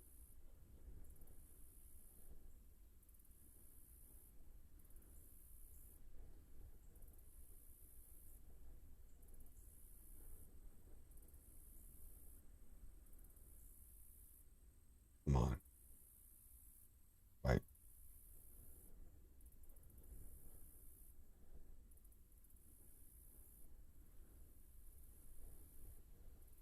There's a couple of tugs there.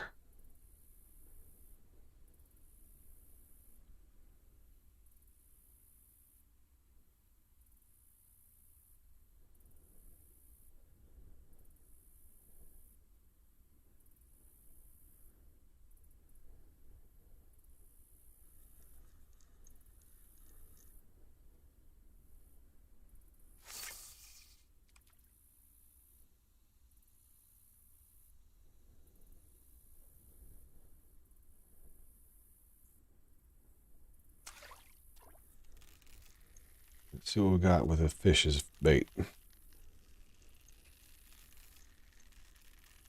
Things really tugging the line. There we go.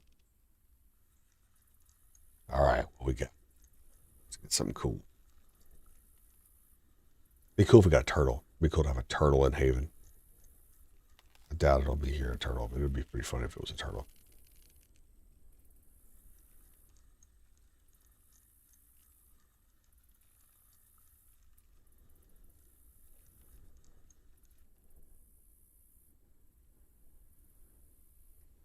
Watch as the hunter-gatherer casts his line and just waits in anticipation he will catch his next meal.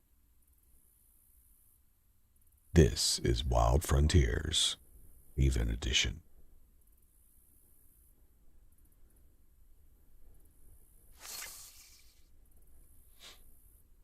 Hi, I'm Morgan Freeman, and I want to talk to you today about fishing in Haven. This crazy angler sits on the shore of a graveyard, thinking he can catch the biggest fish or a crazy ass turtle. Just goes to show, hope can find a way.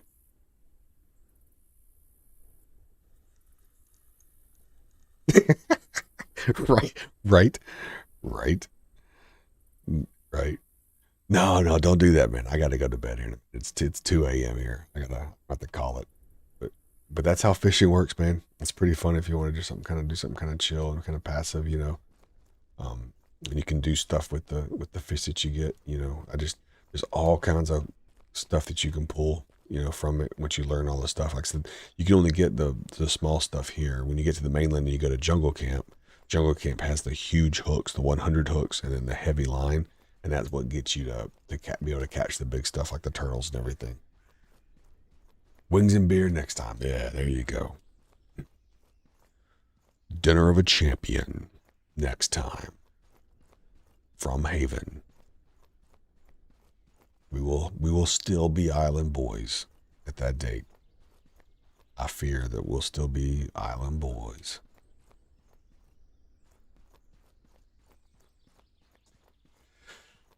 All right.